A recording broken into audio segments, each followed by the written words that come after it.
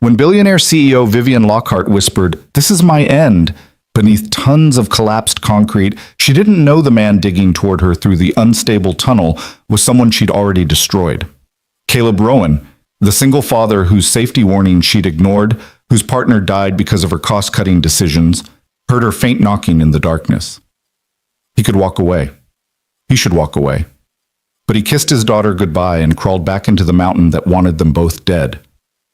Stay with me until the end of this story, and comment the city you're watching from so I can see how far this journey reaches.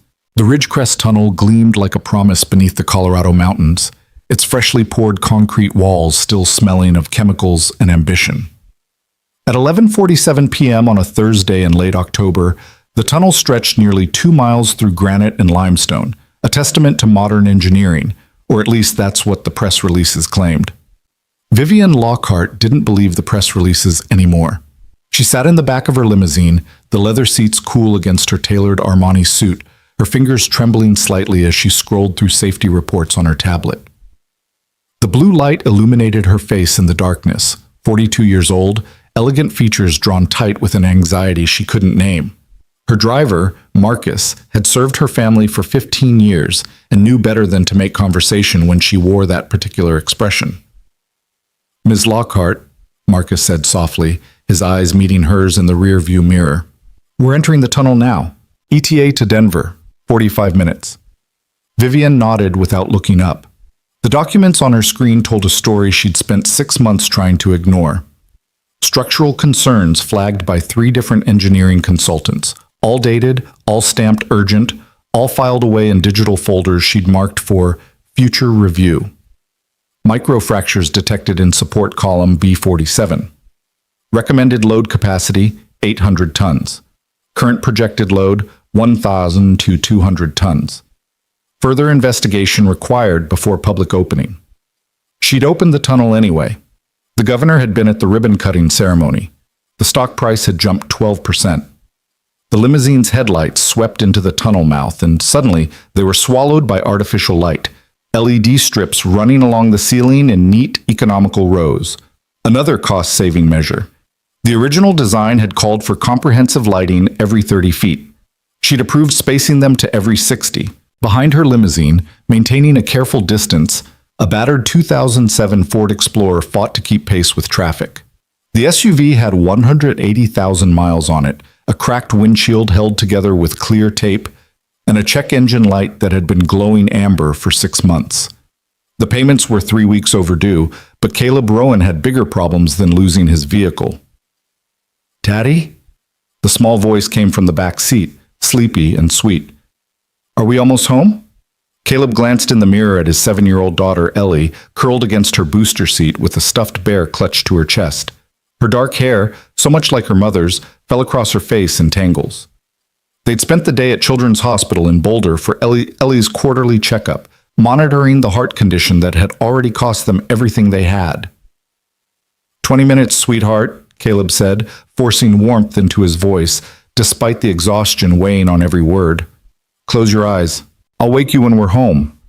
But Ellie was already asleep again, her breathing soft and even, the bear rising and falling with each breath. Caleb's hands tightened on the steering wheel as the tunnel walls closed around them. He knew this tunnel. He'd worked on it, briefly, 18 months ago, before Lockhart Industries had fired him for filing too many safety reports. Before his partner, Tommy Chen, had died in the preliminary shaft collapse that Lockhart's lawyers had successfully argued was an unforeseeable geological anomaly. Tommy had been knocking on the cave-in from the other side for 6 hours before the rescue effort was called off. Caleb had heard every knock, counted every strike of Tommy's hammer against stone, felt every moment of hope drain away as the knocking grew weaker, then stopped. The settlement check had covered 3 months of Ellie's medical bills. The tunnel lights flickered, just once, barely noticeable, but Caleb's body went rigid with the instinct of a man who'd spent 15 years underground. He eased off the accelerator, putting more distance between his Explorer and the limousine ahead. "Marcus?" Vivian's voice cut through the car's silence. "Did you see that?" "See what, Ms. Lockhart?" "The lights, The mountain moved. Not slowly. Not with warning. The explosion of sound came first, a percussive crack that seemed to originate from the bones of the earth itself, so loud it bypassed hearing and went straight to primal terror. The tunnel's LED strips shattered in sequence, darkness racing down the passage like a living thing. Then the ceiling came down.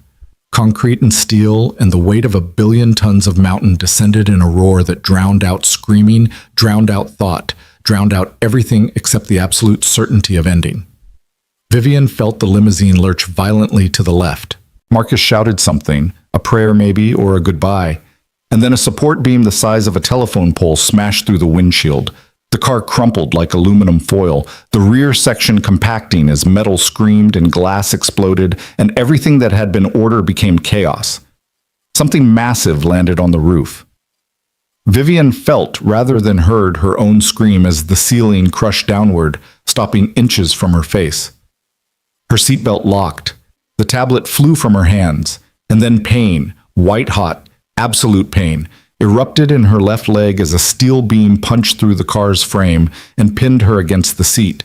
She tried to breathe but couldn't. Dust, concrete dust, thick as fog, filled the air, filled her mouth, her lungs. She coughed, tasted blood, coughed again. "Marcus?"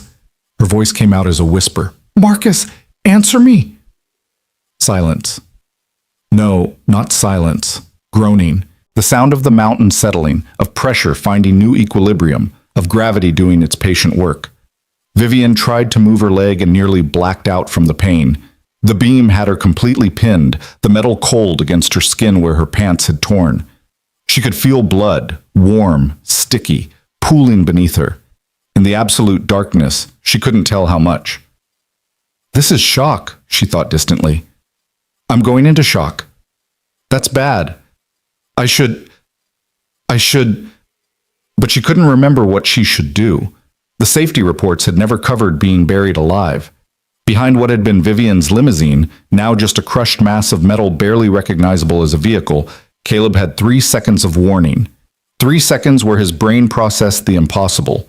The ceiling fracturing in massive geometric patterns. Support columns bowing inward. The entire tunnel structure failing in catastrophic sequence. 3 seconds where every instinct screamed at him to break, but 15 years underground taught him something else. "Hold on!" he shouted, slamming the accelerator to the floor. The Explorer's elderly engine roared. Ellie jerked awake with a cry. The tunnel was collapsing behind them in a wave of destruction, a racing wall of debris and death that moved faster than thought. Caleb aimed for a gap, maybe wide enough, maybe not, between fallen concrete slabs. The Explorer's right side scraped against steel with a shriek of tearing metal.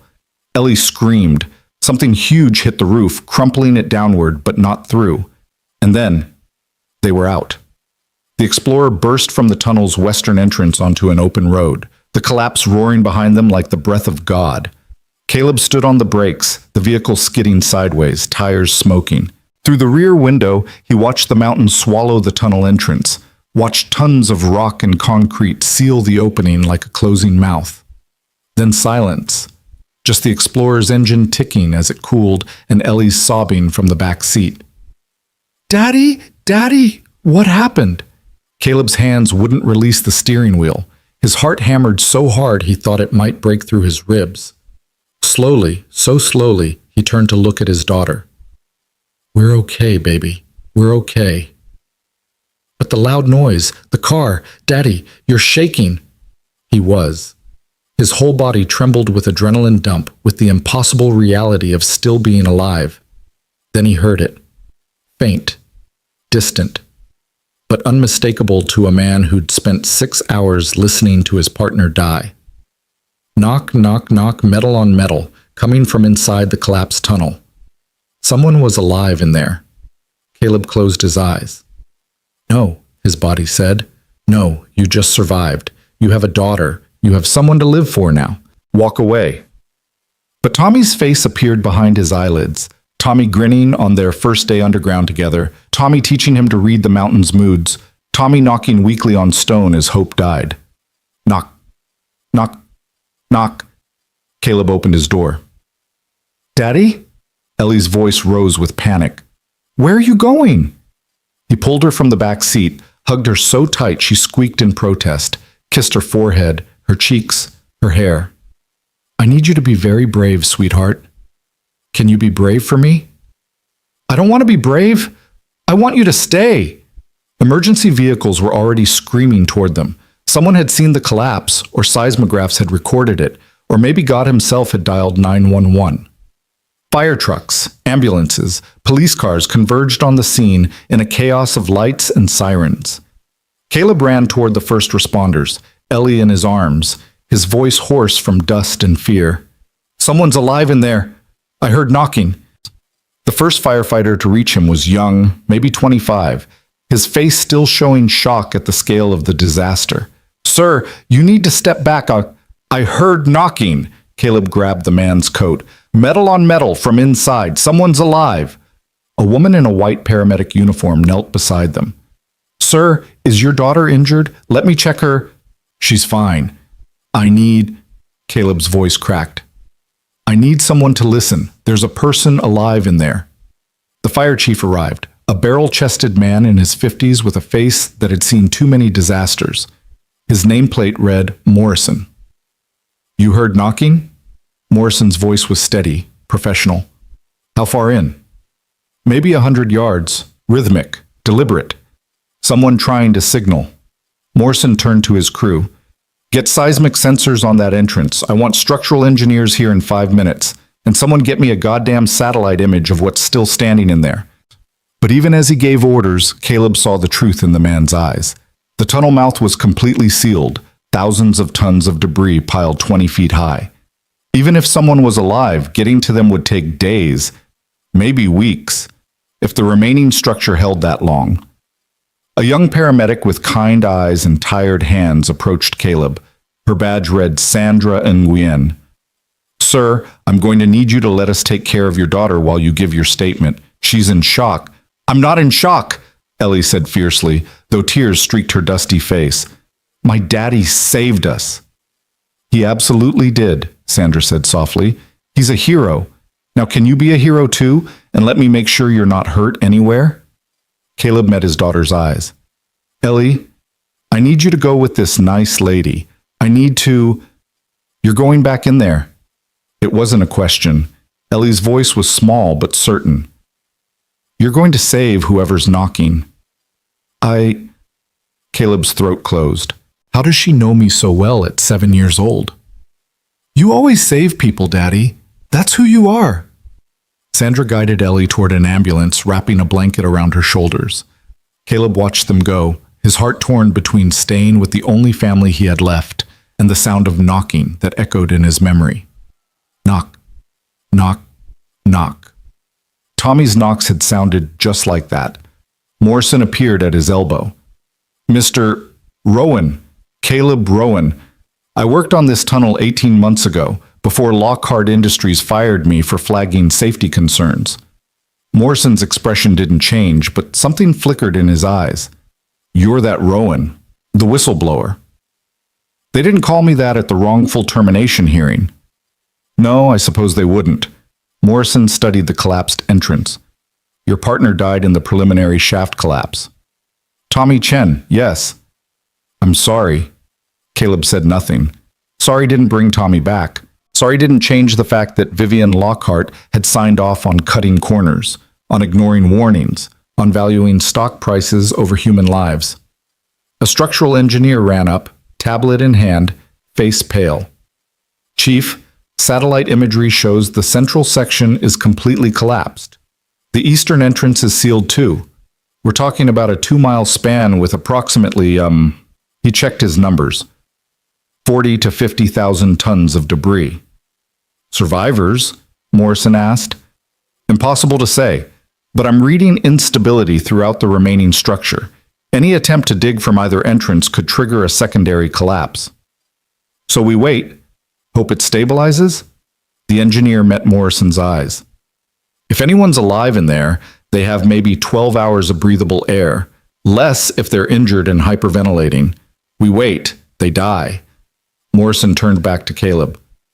You said you worked on this tunnel. You know the interior layout? Every inch.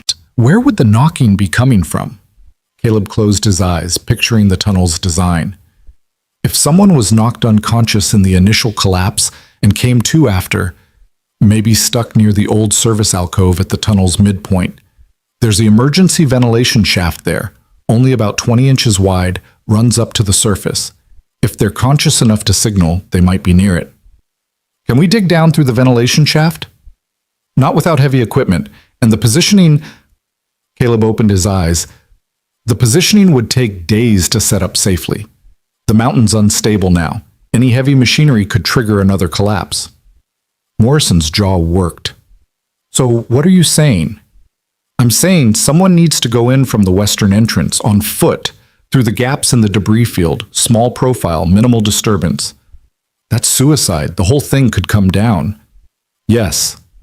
They stood in silence, the truth hanging between them like smoke. Finally, Morrison spoke.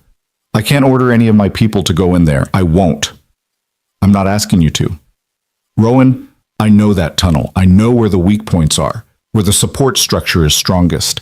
I know what sounds the mountain makes before it shifts. Caleb's voice was steady, certain. And I heard someone knocking. I'm not walking away from that again. You have a daughter. Which is exactly why she needs to see that when someone's in trouble, you don't calculate the odds. You help.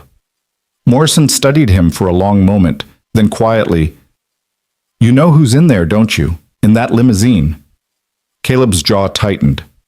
I have an idea. And you're still going in. Especially because I know. Morrison shook his head slowly. You're either the best man I've ever met or the craziest. I haven't decided which. Can I borrow some equipment?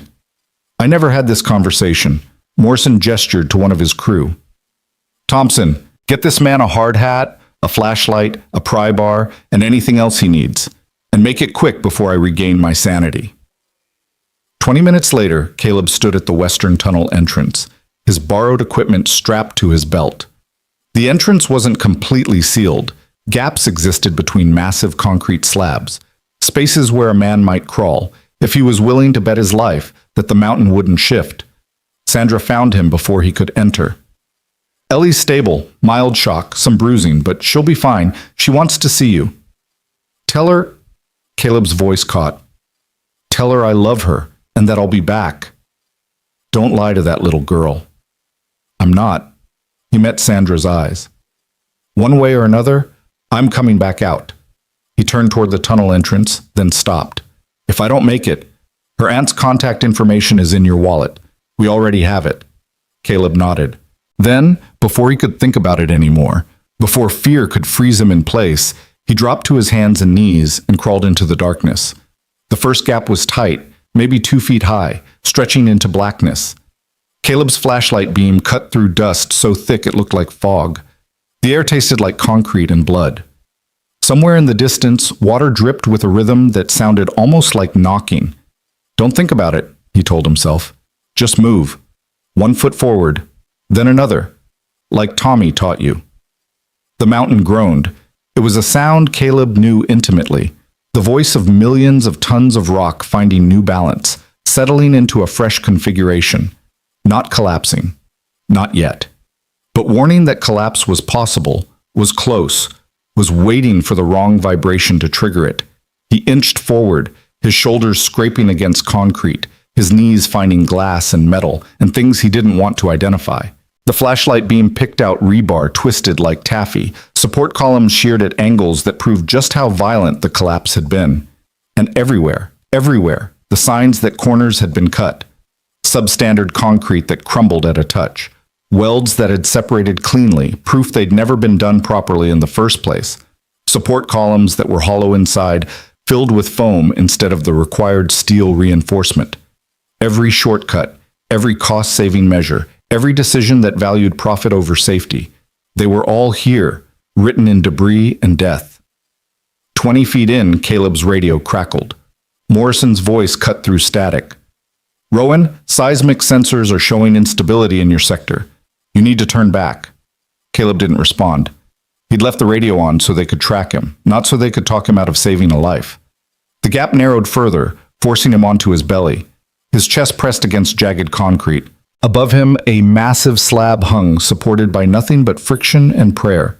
If it shifted, when it shifted, He would be paced. Keep moving. His flashlight picked out something ahead, the crushed remains of Vivian's limousine. The rear section was compressed to maybe 18 inches tall. The front section, where Marcus had been sitting, simply didn't exist anymore. Just a mass of metal and stone that had once been a human being. Caleb forced himself to breathe slowly, to push down the horror. He'd seen death before. Underground, death was always close, but it never got easier. Hello? His voice sounded strange in the enclosed space, flat, dead, swallowed by dust. Can anyone hear me? Knock, knock, knock. There. Faint but definite. Metal on metal. I hear you, Caleb shouted. Keep knocking. I'm coming. He squeezed toward the sound, his flashlight beam finally penetrating the limousine's interior through a gap where the door had been partially torn away. And there she was. Vivian Lockhart, billionaire CEO, was pinned in the back seat of her crushed vehicle. A support beam had punched through the car's frame and trapped her left leg. Blood, dark and thick, pooled beneath her. Her face was ghostly white in the flashlight beam, her expensive suit torn and filthy, her perfectly styled hair matted with dust and blood. But her eyes were open, conscious, aware. And when she saw Caleb's face, those eyes widened with recognition. You, she whispered. Me, Caleb agreed. They stared at each other across the wreckage. The woman who'd cut corners and the man who'd lost his partner because of it. The woman who'd valued money over safety and the man who'd tried to stop her. The woman who was dying and the man who could save her. Vivian's lips trembled, a tear cut through the dust on her cheek. This is my end, she said softly. This is my end, and I deserve it. Caleb should have agreed. Every fiber of his being wanted to agree. To turn around, to crawl back out, to let justice take its natural course. But he heard Tommy's voice in his memory. We don't let people die, Caleb. Not even the ones who deserve it. Because once you make that calculation, once you decide who's worth saving and who's not, you're not a rescuer anymore. You're just another executioner. Caleb pulled the pry bar from his belt. Yeah, well, he said, wedging the tool under the beam pinning Vivian's leg. Today's not your day to die. Vivian stared at him in disbelief. Why? After what I did to you, to your partner, why would you? Because, Caleb grunted, applying pressure to the pry bar. My daughter's watching from outside, and I need her to know that we save people, even the ones we hate, especially the ones we hate. The beam shifted slightly. Vivian screamed, a raw sound of agony that echoed through the dead space. I know it hurts, Caleb said, his voice steady despite the trembling in his arms. But I need you to stay conscious. Can you do that for me? Yes, Her breath came in gasps. You're Caleb Rowan, the whistleblower. That's what they call me now. Tommy Chen was your partner. Yes. I killed him. The words came out flat, certain. I ignored the safety reports. I pushed to open early. I killed him. I know. Vivian's eyes filled with tears. Then why are you saving me? Caleb met her gaze, and in that moment, all the anger, all the rage, all the grief he'd carried for 18 months crystallized into something else. Not forgiveness, not yet, maybe not ever, but something more powerful than hate. Because Tommy would want me to, he said simply. The mountain groaned again, louder this time. Dust rained from above. The slab hanging over them shifted, just an inch, but an inch was all it took to go from precarious balance to catastrophe. The tunnel's going to collapse again, Vivian said. She'd stopped crying, her voice suddenly clear, almost calm. You need to go, now, leave me. Not happening. I have a daughter too, a brother. They'll survive without me. But your Ellie needs to know her father doesn't abandon people. Caleb repositioned the pry bar. Now stop talking and save your strength. This is going to hurt like hell. He pulled with everything he had. Muscles strained. The beam shifted another inch. Vivian screamed again, her hands clawing at the seat, her whole body rigid with agony. Almost got it, Caleb gasped, and then the mountain spoke. Not a groan this time. A crack. Sharp, definitive, final. The slab above them shifted. More dust fell, then small rocks, then chunks of concrete. The whole structure was failing, the delicate balance finally giving way. "Go!" Vivian shouted. "For God's sake, just go!" But Caleb was already moving. He dropped the pry bar, grabbed Vivian's shoulders, and pulled with every ounce of strength he possessed. Her trapped leg was still pinned, and she screamed as bone ground against metal, but Caleb didn't stop. "Your leg, you're going to—" "I don't care about my leg," Caleb snarled. "I care about getting you out alive." One final desperate pull. Vivian's leg came free, or part of it did. Caleb couldn't tell in the darkness and didn't want to know. And suddenly they were both falling backward as the limousine's frame collapsed entirely. Caleb landed hard on his back, Vivian on top of him. Above them, the slab dropped into the space they'd just occupied, sealing off the limousine completely. For a moment, they both just lay there, gasping, covered in dust and blood. Then Vivian whispered, "You crazy son of a bitch! You actually did it!"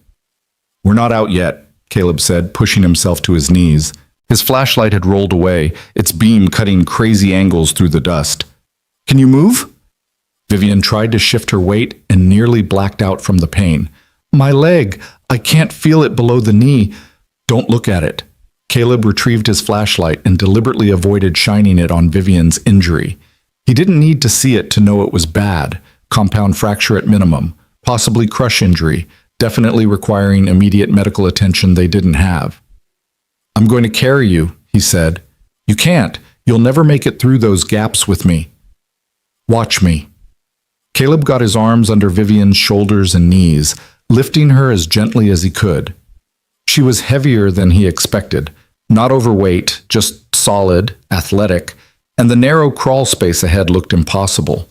But Tommy had taught him that impossible was just another word for hasn't been done yet.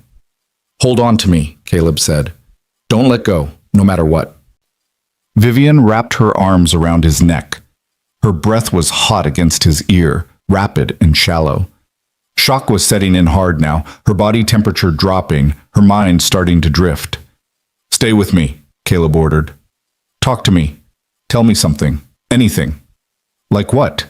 "I don't know. Your favorite color, your daughter's name, why you became a CEO." "My daughter—" Vivian's voice caught. "Lydia. She's 8. Lives with her father in Manhattan. I barely see her. I chose work over everything." "What else?" "My brother, Marcus. Not the driver Marcus. Different Marcus. He wanted to be a teacher. I made him join the company. Made him give up his dreams because Lockharts don't teach. They build empires." Caleb squeezed through a gap that scraped skin from his shoulders. Vivian clutched against his chest. "Keep going," he said.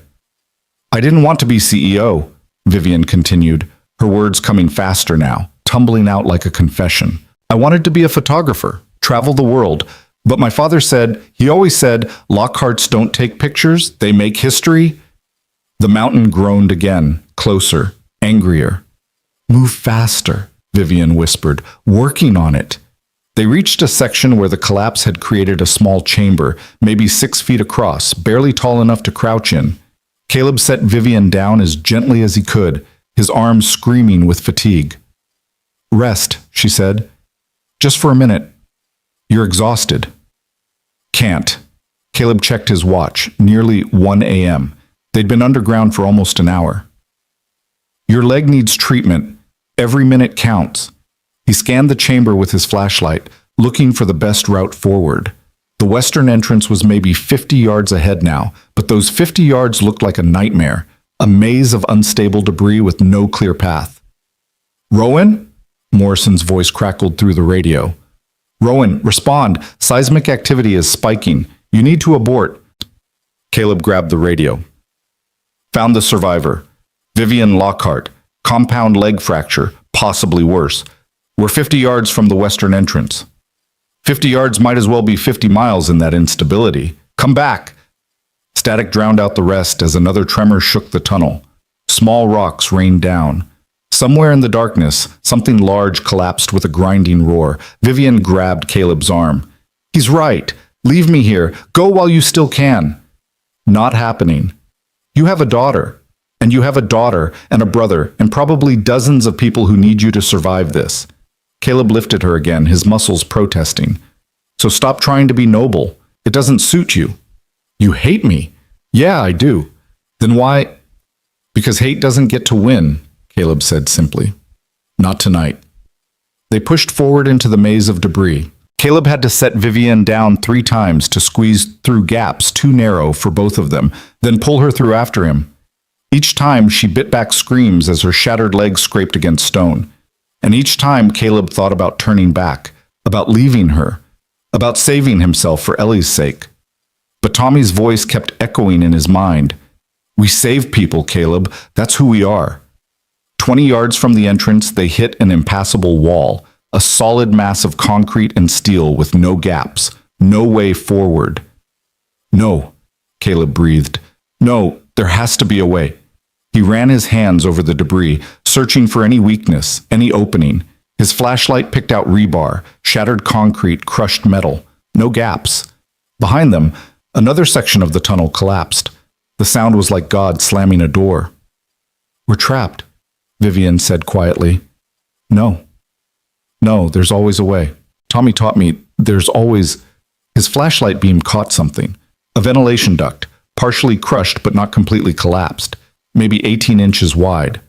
There, Caleb said. That's too small. Even you couldn't. It'll widen. Trust me.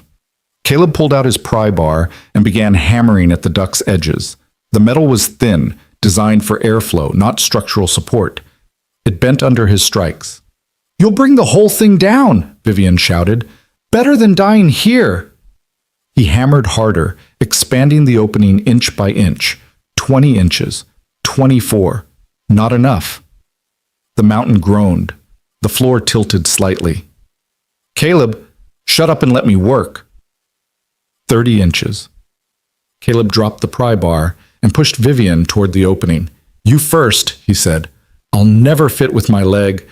You will. On your back, pull yourself through with your arms. I'll push. Vivienne stared at the narrow duct, then at Caleb. If I get stuck, you won't. But if I do, then I'll pull you out and we'll try something else. Now go! Vivienne positioned herself at the duct's entrance, her broken legs stretched out behind her. Caleb could see now just how badly injured she was. The leg bent at an unnatural angle, bone visible through torn fabric and skin. She'd be lucky to keep it, but first they had to survive. Push, Vivienne said through gritted teeth. Caleb pushed.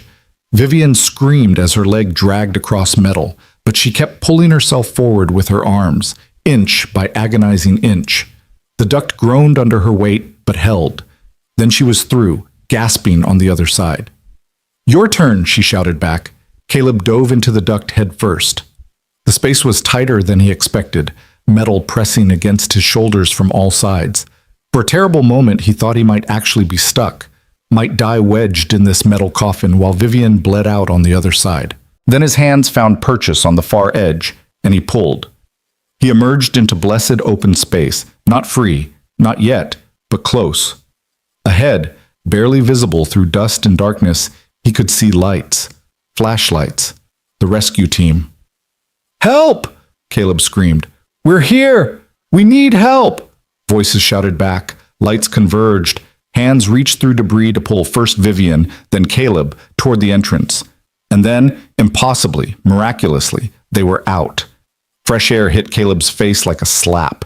He fell to his knees on actual ground, actual grass, under actual stars. Behind him, the tunnel entrance groaned one final time, then collapsed completely, sealing itself like a tomb. But they were out. Both of them. Alive. Paramedics swarmed Vivienne, loading her onto a stretcher, starting IVs, stabilizing her leg. Morrison appeared at Caleb's side, wrapping a blanket around his shoulders. You crazy, magnificent bastard, Morrison said quietly. You actually did it. Caleb couldn't respond, couldn't process, could only watch as they loaded Vivienne into an ambulance, her face pale in the flashing lights, but her eyes found his across the chaos and held. Thank you, she mouthed. Caleb nodded once, then a small voice cut through everything. Daddy! Ellie ran toward him, Sandra chasing after her, and Caleb caught his daughter in his arms and held on like she was the only real thing in the world. She was crying. He was crying. They were both shaking and alive and together. "You came back!" Ellie sobbed into his shoulder. "You came back like you promised." "Always," Caleb whispered. "Always, baby. Always." Over his daughter's head, Caleb watched the ambulance carrying Vivian Lockhart disappear into the night, lights flashing red against the mountain's dark face. He'd saved her. The woman who'd killed his partner. The woman who'd cut corners and valued profit over life. He'd saved her. And somehow, impossibly, it felt like the right thing to do. Tommy would have approved. The ambulance carrying Vivian disappeared around the mountain's curve, its siren fading into the pre-dawn darkness. Caleb stood there holding Ellie, feeling the tremors in his own body finally begin to subside as Sandra Nguyen approached with a medical kit and a look that said she wasn't taking no for an answer.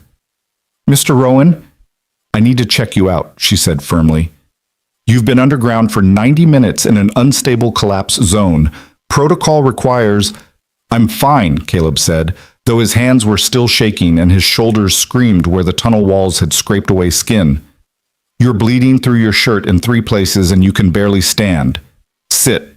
Ellie pulled back from her father's embrace, her small hands framing his dusty face. "Daddy, you're hurt. Please let her help you." The fear in his daughter's eyes, that was what broke him. Caleb nodded and let Sandra guide him to the back of an ambulance. Ellie climbed up beside him, refusing to let go of his hand as Sandra began cleaning the wounds on his shoulders. "These are deep," Sandra muttered, applying antiseptic that burned like fire. "You'll need stitches.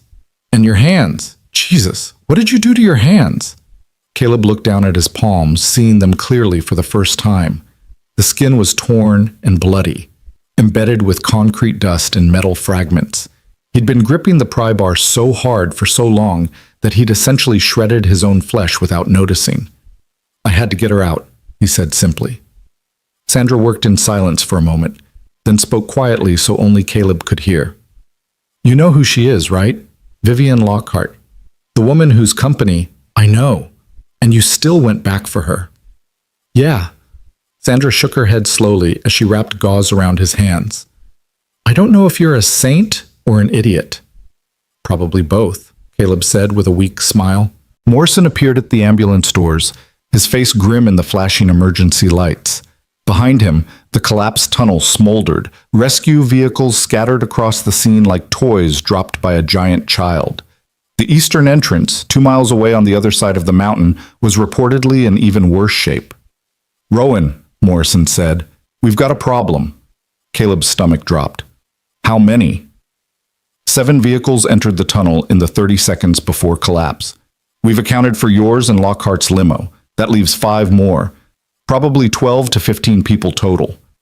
Morrison's jaw tightened. All buried under 50,000 tons of mountain. The weight of those numbers settled over Caleb like a physical thing. 12 to 15 people. 12 to 15 souls trapped in darkness, their air running out, their hope dying minute by minute. "The eastern entrance?" Caleb asked. "Sealed tighter than the western side. We've got crews bringing in heavy equipment, but the engineers are saying any attempt to dig could trigger a total collapse. The whole mountain is unstable now." "So what are you going to do?" Morrison looked away. "We wait. Hope the structure stabilizes. Bring in specialized equipment. Follow protocol." "Protocol?" Caleb repeated flatly. "How long will that take?" 48 hours minimum, maybe 72. They'll be dead in 12. "I know." Morrison's voice cracked slightly. "But if we go in now, we could kill everyone. The people trapped inside and whoever we send in after them. I've got families to think about too. My firefighters have kids, wives, husbands. I can't ask them to—" "I'm not asking you to." Caleb stood up despite Sandra's protests. "I'm saying I'll go back in." "Absolutely not," Sandra said. "You're in no condition—" "Daddy, no!" Ellie's small voice cut through everything. She threw her arms around his waist, holding on with desperate strength. "You promised you'd come back. You promised." Caleb knelt down, bringing himself eye level with his daughter. In the harsh emergency lights, she looked so young, so terrified. Her mother had died when she was 3, Heart failure, sudden and cruel. Caleb was all she had left in the world. Sweetheart, there are people in there. People like Miss Vivian who need... I don't care about them, Ellie shouted, tears streaming down her face. I care about you. You already saved someone. You already did the brave thing. Let someone else do it now.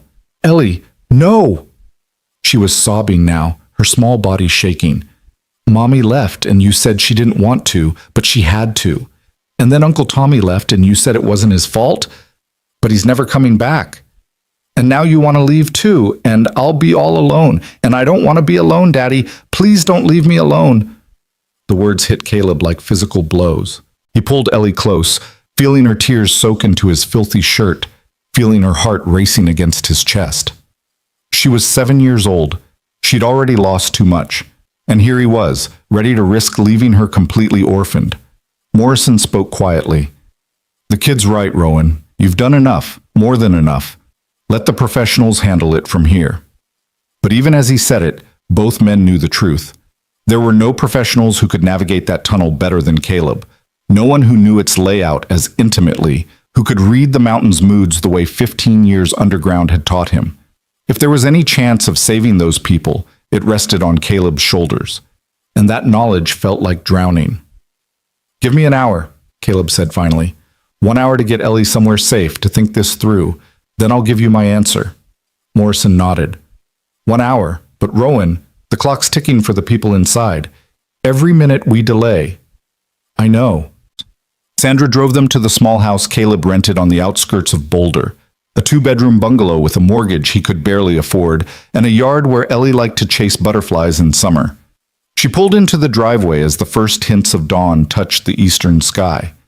I'll wait, Sandra said, in case you need anything. Caleb carried Ellie inside. She'd finally cried herself into exhaustion, her small body limp against his shoulder. He laid her on her bed, the one covered with stuffed animals and drawings she'd made of their family, back when it had included her mother, back when the world had seemed safe. He pulled the covers up to her chin, brushed hair from her forehead, and turned to leave. Daddy? Her voice was small, half asleep. You're not going back in the tunnel, are you? Caleb stood frozen in her doorway. He could lie. Tell her he'd stay, that Morrison's crew would handle everything, that other people's lives weren't his responsibility. But he'd never lied to Ellie. Not when her mother died, not when Tommy died, not ever. I don't know yet, sweetheart. Because you think it's the right thing to do? Because I'm the only one who can. Ellie sat up in bed, her stuffed bear clutched to her chest.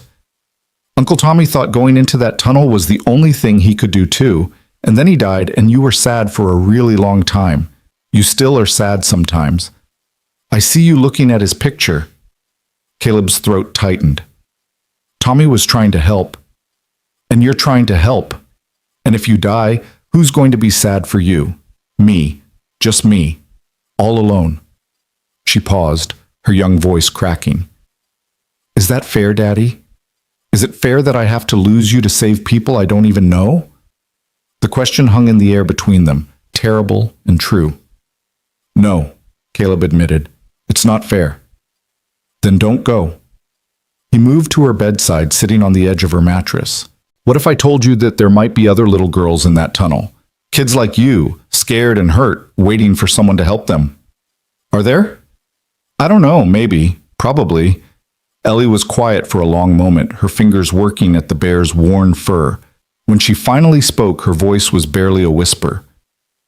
Would you come back? I came back last time. Promise you'd come back this time too?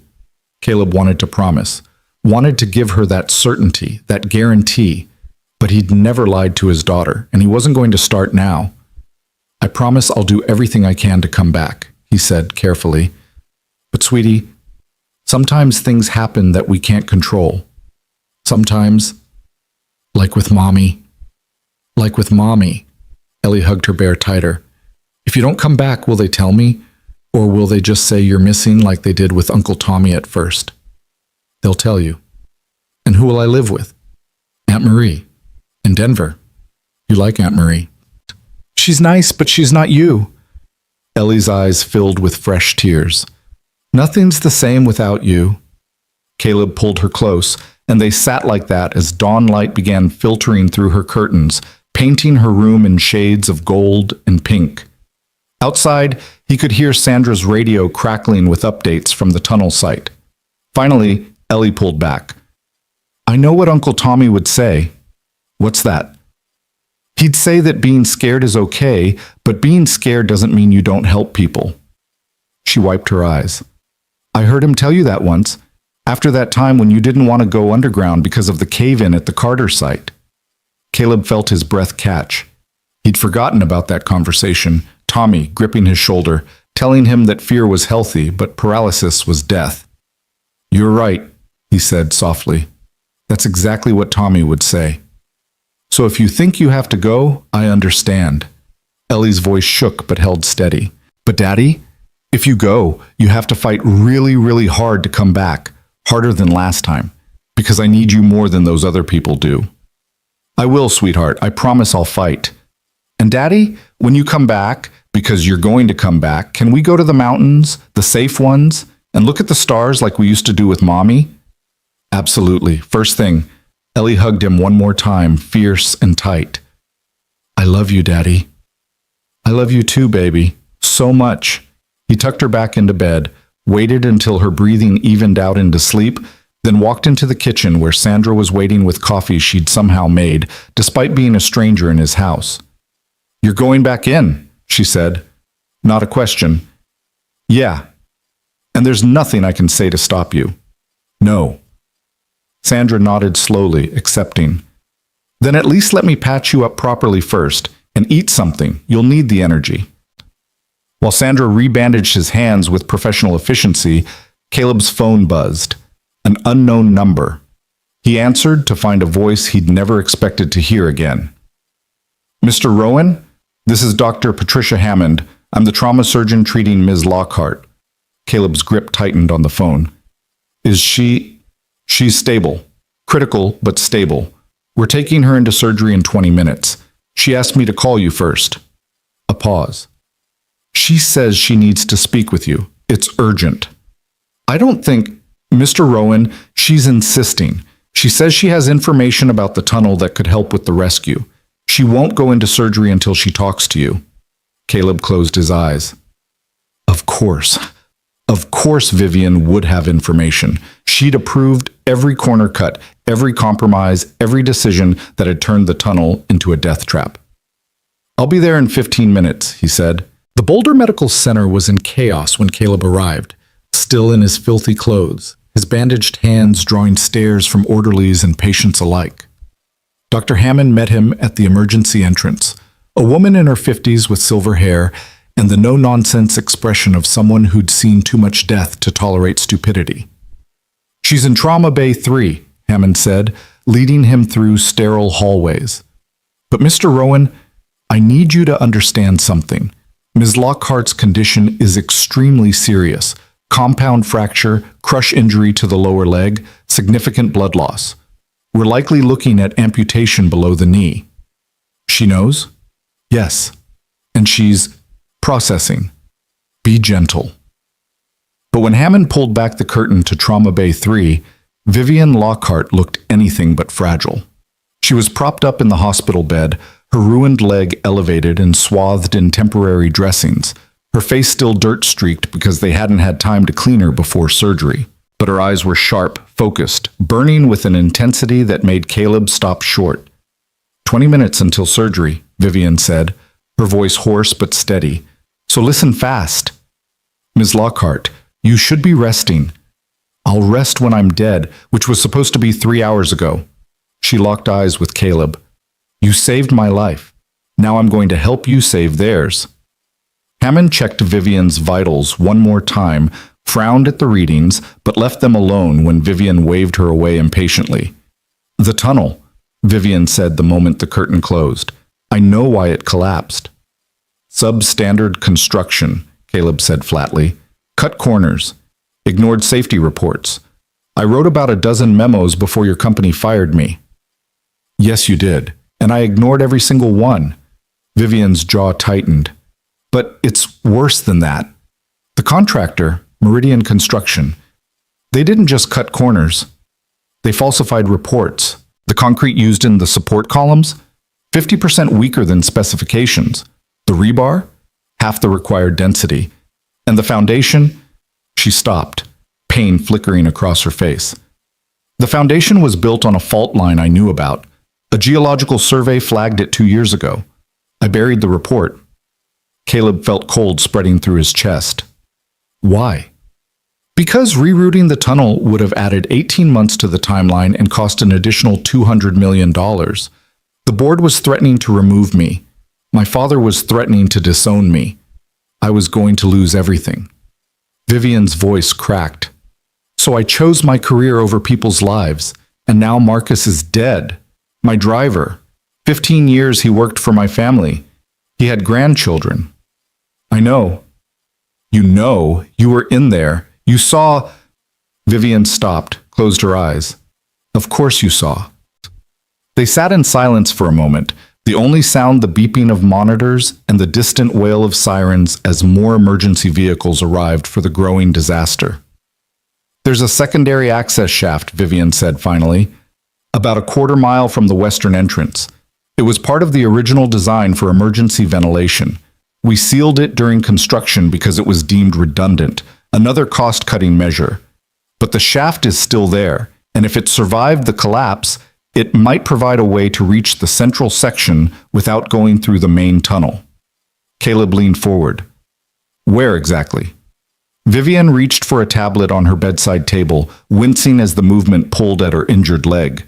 She pulled up architectural diagrams, her fingers shaking slightly as she navigated through files. Here, she said, turning the screen toward him. GPS coordinates are embedded in the file. The shaft is covered with a metal hatch disguised to look like natural rock. You'd never find it if you didn't know it was there. Caleb studied the diagram, his mind already calculating routes and possibilities. The shaft dropped 60 feet straight down to intersect with the tunnel at its midpoint, right near where he'd estimated people might be trapped. How wide is the shaft? 3 feet diameter, big enough for rescue personnel with equipment. And the structural integrity?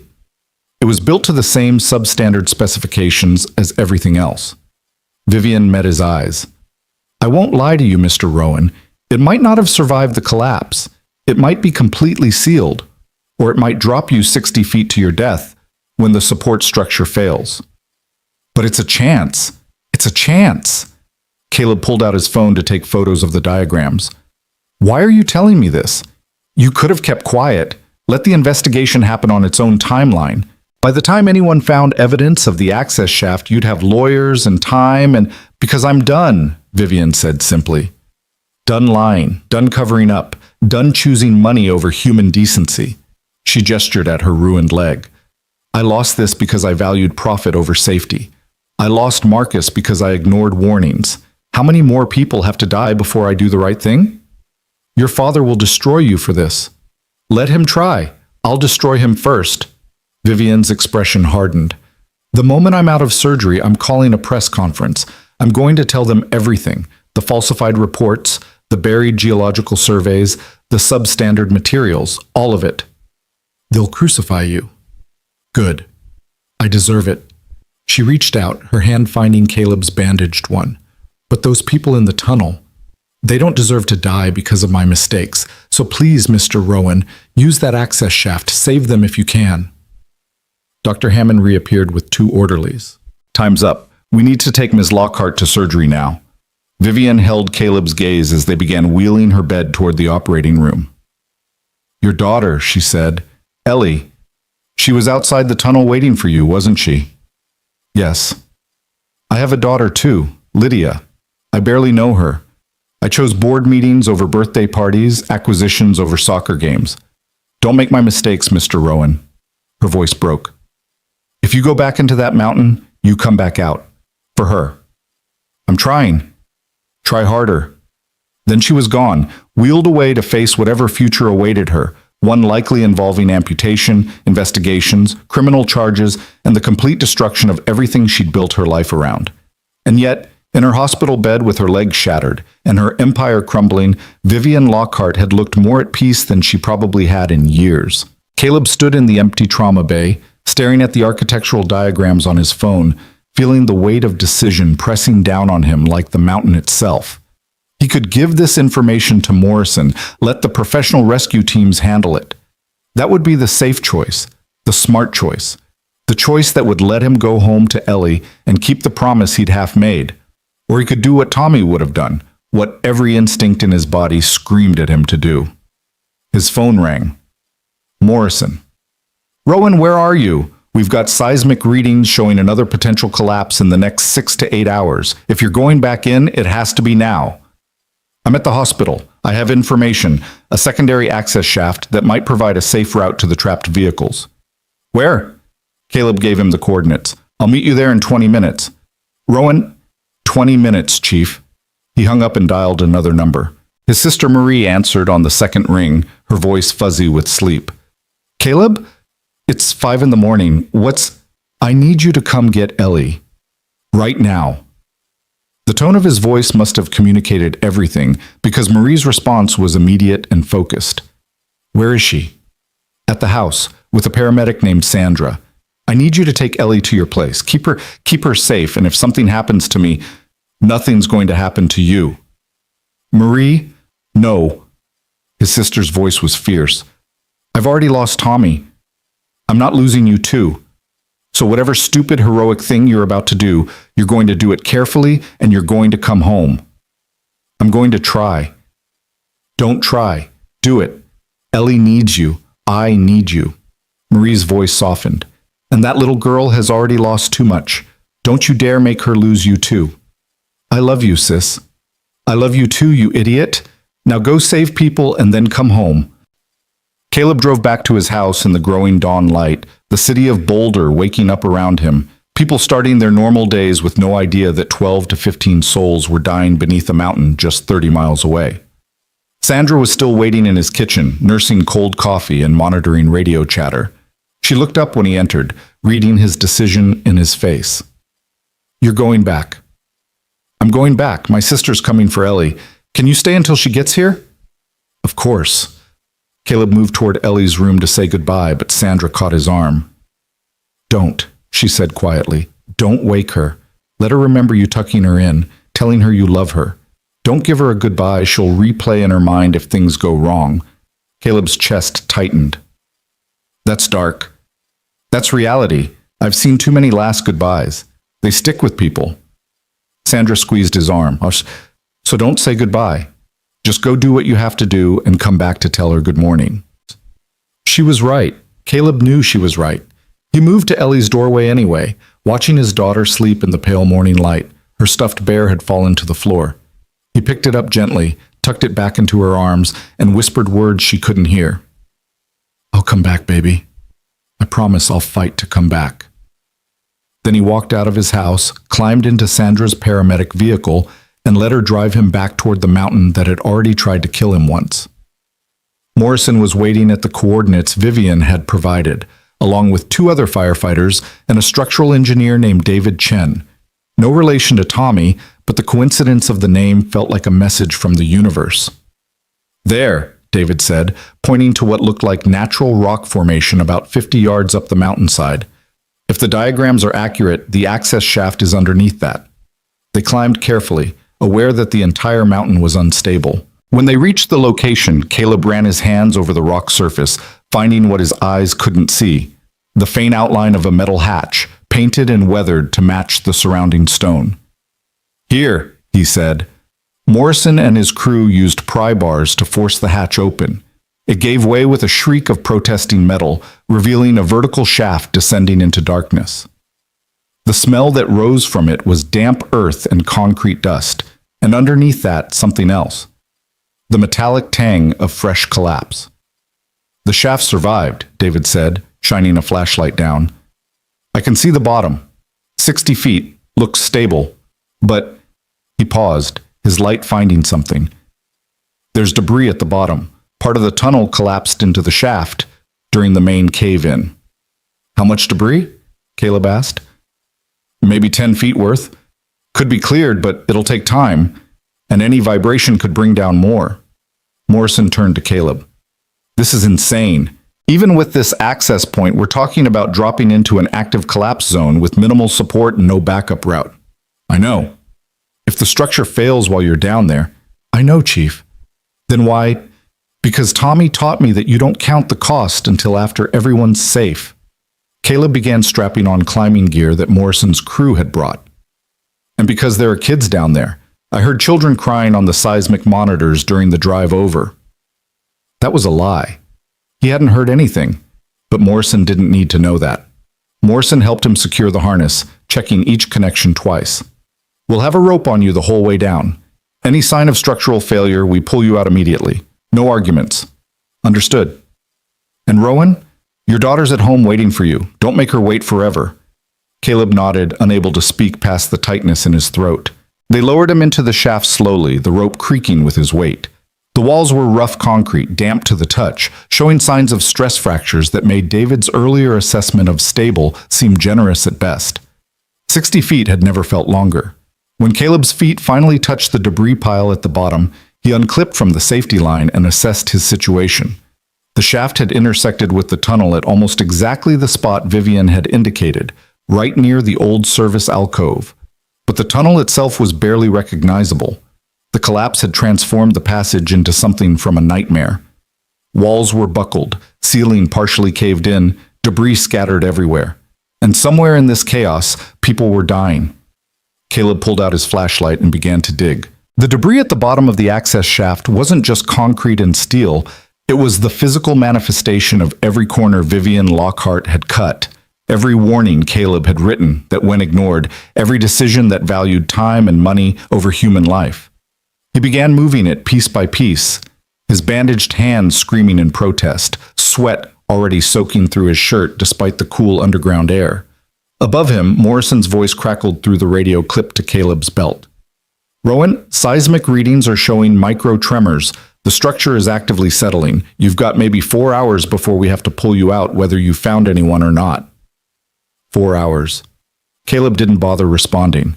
4 hours to search a 2-mile collapsed tunnel for survivors who might already be dead.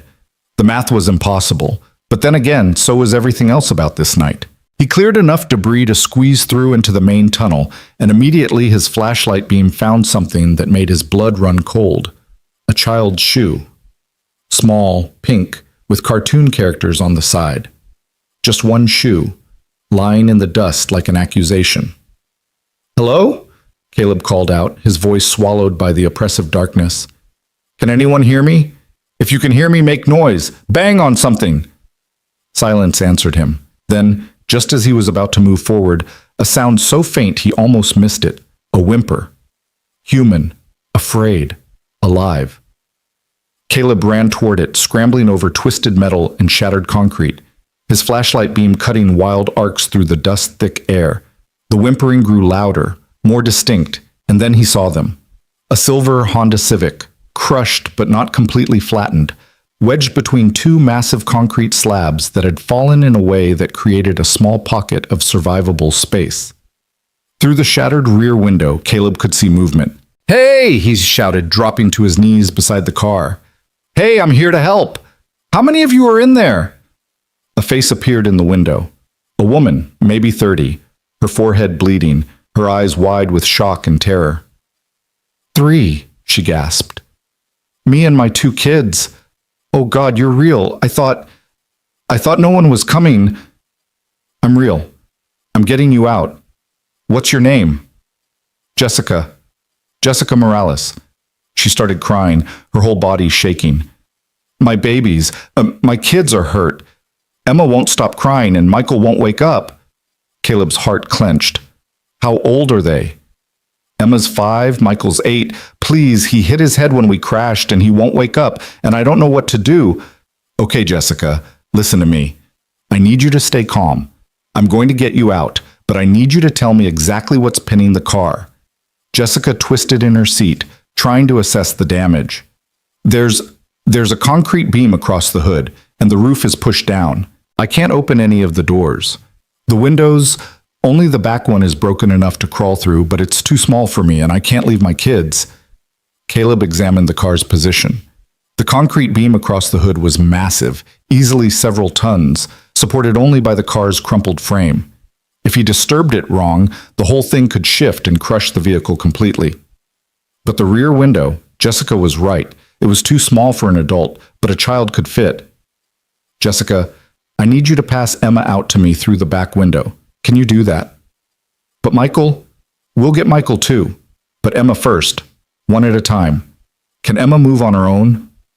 She's scared and her arm hurts, but she can move. Good. Get her to the back window, now.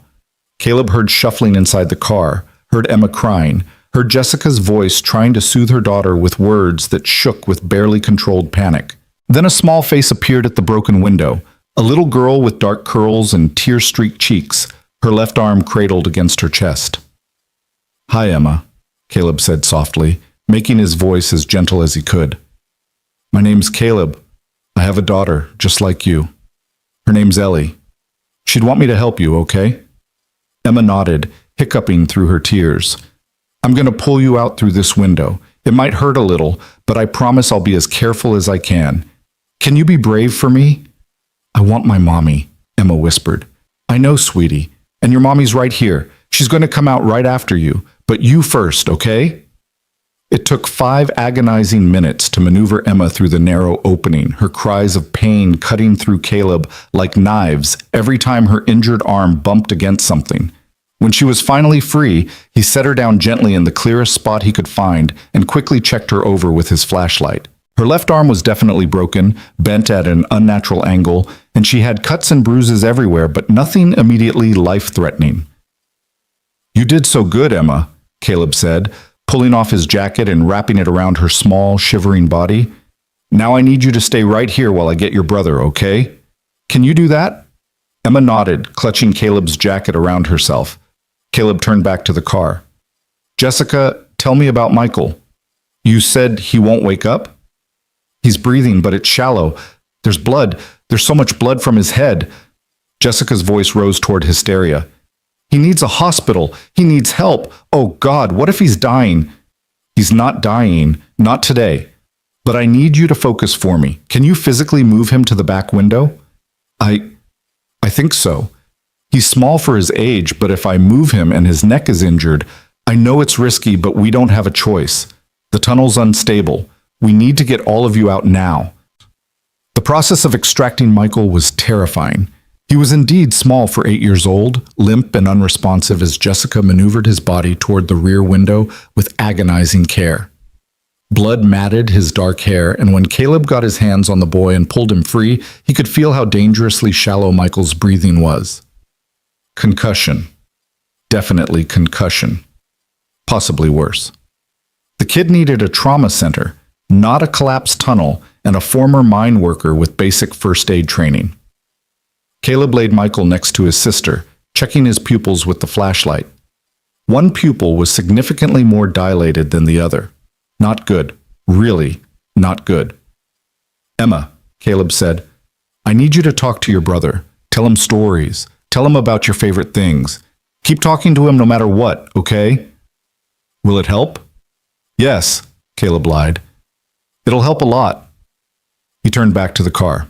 Jessica was trying to squeeze through the rear window herself, but her hips were too wide. She pushed and twisted, panic giving her strength, but physics didn't care about desperation. I can't fit, she sobbed. I can't. Then we make the opening bigger. Caleb grabbed his pry bar and began attacking the window frame, bending the metal outward, creating more space. The car groaned ominously as he worked, the concrete beam above it shifting slightly. Faster, Jessica begged. Please, faster. The beam shifted again. Dust rained down. Caleb worked faster, ignoring the screaming in his hands, ignoring the way blood was seeping through his bandages. The opening grew another few inches. Maybe enough. Now! Caleb grabbed Jessica's arms and pulled. She screamed as metal scraped her hips, tore her clothes, cut her skin. But then she was through, tumbling out of the car and into Caleb's arms just as the concrete beam gave way completely. The car collapsed with a grinding shriek of metal, the space where Jessica had been sitting crushed flat in an instant. If she'd still been inside, but she wasn't. They all weren't. All three of them were out, alive, and Caleb had to get them to safety before the tunnel decided to finish what it had started. "Can you walk?" he asked Jessica. She nodded, already crawling toward her children, gathering Emma and Michael into her arms. "Thank you," she sobbed. "Thank you, thank you. Thank me when we're topside. Come on." But even as he said it, Caleb heard something that made his stomach drop. Another whimper, distant but distinct, coming from further into the tunnel. More survivors. Jessica heard it too. Her eyes went wide. "Someone else is in here?" "Stay with your kids," Caleb ordered. He grabbed his radio. "Morrison, I've got 3 survivors, mother and 2 children, 1 critical. I'm sending them up the access shaft now. Have medical standing by." "Copy that. What's your status?" "I hear more survivors deeper in. I'm going after them." "Negative, Rowan. Get those people out first, then we reassess." "There's no time to reassess. Every minute we waste is a minute someone's dying." Caleb was already moving, his flashlight scanning deeper into the tunnel's darkness. "Rowan, the seismic readings—" "I don't care about the readings." He found Jessica staring at him with something like awe and terror mixed together. "You're going further in after you already saved us? People need help. You're crazy." "Yeah, I get that a lot today."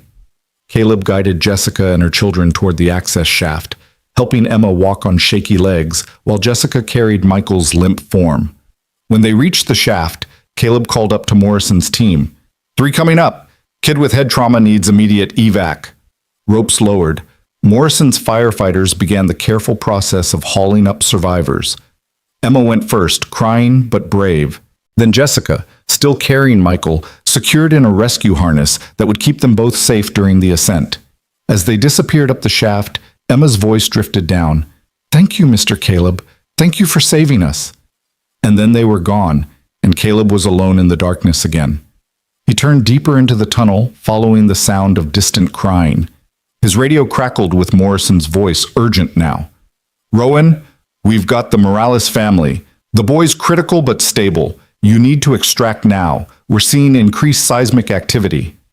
"How long do I have?" 2 hours, maybe less." "Then I'd better move fast." Caleb pushed deeper into the collapsed tunnel, the devastation growing worse with every step. He found 2 more vehicles crushed completely flat. No chance of survivors there, nothing but metal pancakes that had once been someone's car, someone's commute home, someone's life. He didn't let himself think about how many bodies might be in those flattened wrecks. Then his flashlight found what he was looking for. A white Tesla, newer model, trapped beneath a partially collapsed support column. But unlike the previous vehicles, this one had maintained some structural integrity. The column had fallen across the hood at an angle, held up by a concrete slab that had wedged itself in just the right position. And from inside the Tesla, Caleb could hear crying. Not a child's cry. An adult's. Broken. Hopeless. The sound of someone who'd given up. "Hey!" Caleb banged on the Tesla's rear window. "Can you hear me?" The crying stopped. Then a man's face appeared, pressed against the window. He was maybe 50, wearing a business suit now covered in blood and dust, his expression one of complete disbelief. "You're real," the man whispered. "Oh God, you're actually real. I thought, after the first collapse, I thought everyone outside was dead too." "I'm real and I'm getting you out. What's your name?" "David. David Chen." Caleb froze. Chen. Like Tommy. Like the structural engineer up top. A common enough name, but the universe seemed determined to haunt him with it today. "Are you injured, David?" "My leg. I think it's broken. And my wife—" David's voice cracked. "My wife is in the front seat. She's unconscious. She won't wake up. There's so much blood." Caleb moved to the front of the vehicle, shining his light through the windshield. A woman lay slumped against the deployed airbag, her head at an unnatural angle, blood covering the side of her face. He couldn't tell if she was breathing. "David, I need you to check your wife's pulse. Can you reach her from where you are?" "I've been trying. I can't reach. My leg won't move. I can't get to her." David's voice rose toward panic. "Is she dead? Oh God, is my wife dead?" Caleb examined the vehicle's position. The support column was massive, crushing the hood and engine block. But the Tesla's reinforced frame had held just enough to keep the passenger compartment from complete collapse. Getting them out would require either moving that column, impossible, or cutting through the vehicle to extract them from behind. He had neither the equipment nor the time for that. But the sunroof. He aimed his flashlight up and saw it. Cracked, partially collapsed, but not completely closed. Maybe just big enough for a person to squeeze through. David, your sunroof. Can you open it from inside? It's electric. The car's dead. Of course it was. Caleb climbed onto the vehicle's roof, ignoring how the whole structure groaned under his added weight. He began working at the sunroof with his pry bar, creating an opening, widening it inch by inch. The tempered glass fought him, but eventually gave way. When the opening was finally large enough, Caleb lowered himself partway through.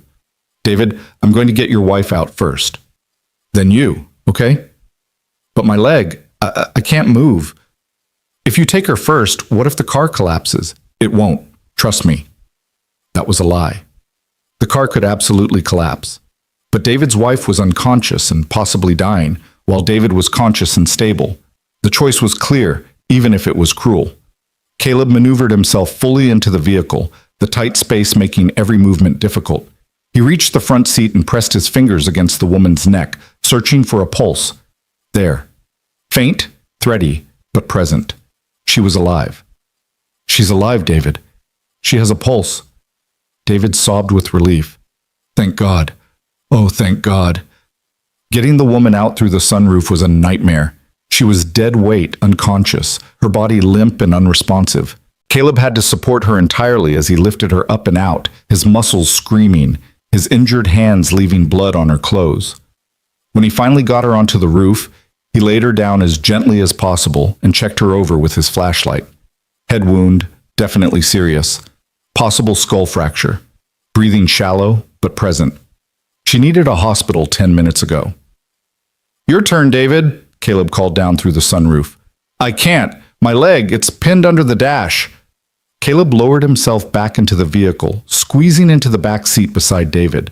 The man's right leg was indeed trapped, wedged under the collapsed dashboard at an angle that must have been agony.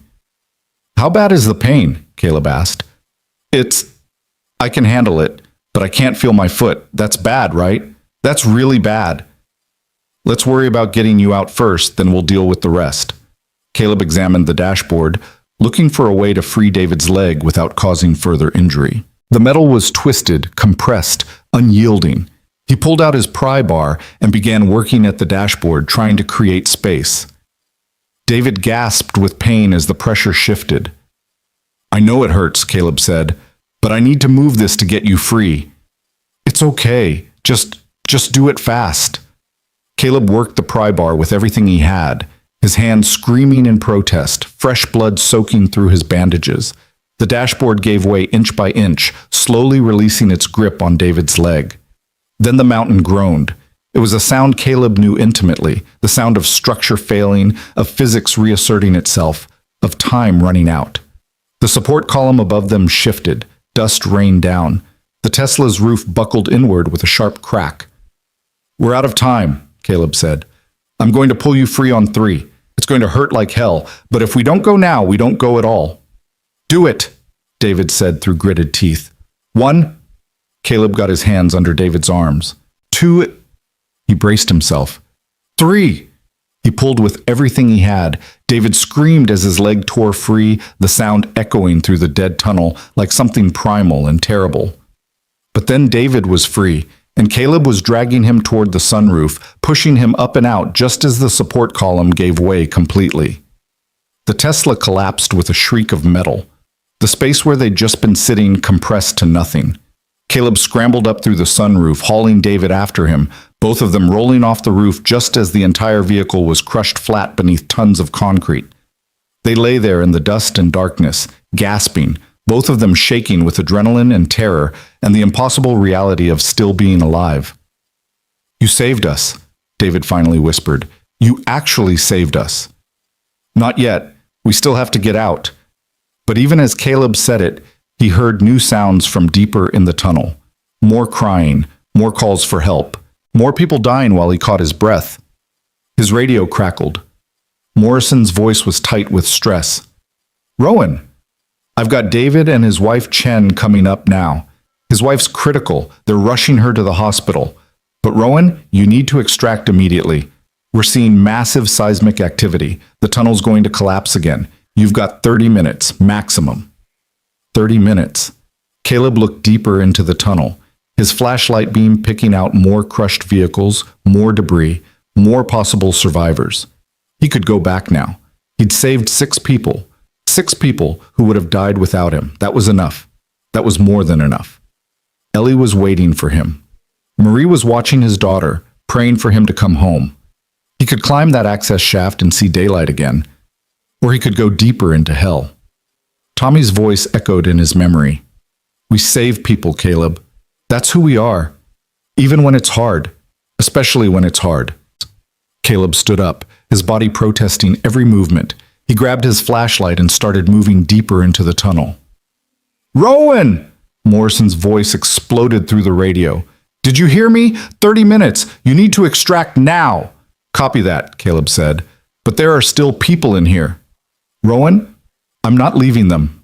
He heard Morrison swear, heard the chief arguing with someone. Probably the incident commander trying to order an evacuation. But Caleb had already moved beyond the range where orders mattered. His flashlight found another vehicle, a motorcycle. The rider pinned beneath it, conscious but trapped. Caleb worked to free him, lifting the bike with strength he didn't know he had left, pulling the man clear. Broken ribs, definitely. Maybe punctured lung, but alive. Can you walk? Caleb asked. I think so, the man gasped. Then get to the access shaft, quarter-mile that way. Other people coming up behind me. Tell them what? That Caleb was staying until everyone was out or the mountain killed him? Just get out. The man stumbled away into the darkness and Caleb pushed forward. He found a young couple in a Mini Cooper, both conscious, both terrified, trapped by debris but not seriously injured. He dug them out, sent them toward the access shaft. He found an elderly man in a Subaru, unconscious but breathing, alone. Caleb carried him fireman style back toward the shaft, his legs threatening to give out with every step, his vision starting to blur from exhaustion. At the shaft, Morrison's crew had set up a triage station. A paramedic took the elderly man from Caleb's arms. How many more? The paramedic asked. I don't know. At least 3 more vehicles I saw. Maybe survivors in them. Maybe not. Rowan! Morrison's voice cut through, and Caleb looked up to see the fire chief descending the access shaft himself, his face furious. I gave you an order to extract. Can't do that, Chief. Like hell you can't. The seismic readings, I know what the readings say, but there are still people down here. Morrison grabbed Caleb's shoulders, forcing eye contact. Listen to me. You've saved 9 people. 9 people who would be dead without you. That's a miracle. Don't throw your life away trying to make it 10. It's not 10. It's however many are left. Caleb pulled free from Morrison's grip. And I'm not leaving until they're out, or I physically can't move anymore. Your daughter. My daughter knows who I am. She knows I save people, even when it's hard. Caleb's voice broke. Especially when it's hard. Morrison stared at him for a long moment, then nodded slowly. Then I'm going with you. Chief, you're not arguing, you're exhausted, you're injured, and you're going to get yourself killed if you go back in alone. Morrison checked his own equipment. Besides, I didn't become a firefighter to let civilians do my job for me. They went back into the tunnel together, their flashlights cutting twin beams through the darkness. Caleb's legs felt like they were made of lead, his hands were agony, and he couldn't remember the last time he'd taken a full breath that wasn't choked with dust. But there were still people who needed saving. They found a delivery van on its side, the driver already dead. They could tell without even checking from the angle of his neck. But in the back of the van, they found a maintenance worker who'd been hitching a ride, trapped but alive. They cut him free, sent him toward the shaft. The mountain groaned again, longer this time, deeper. The sound of something fundamental giving way. We're out of time, Morrison said quietly. One more sweep, just one more. Rowan. One more. They pushed forward, and that's when they found it.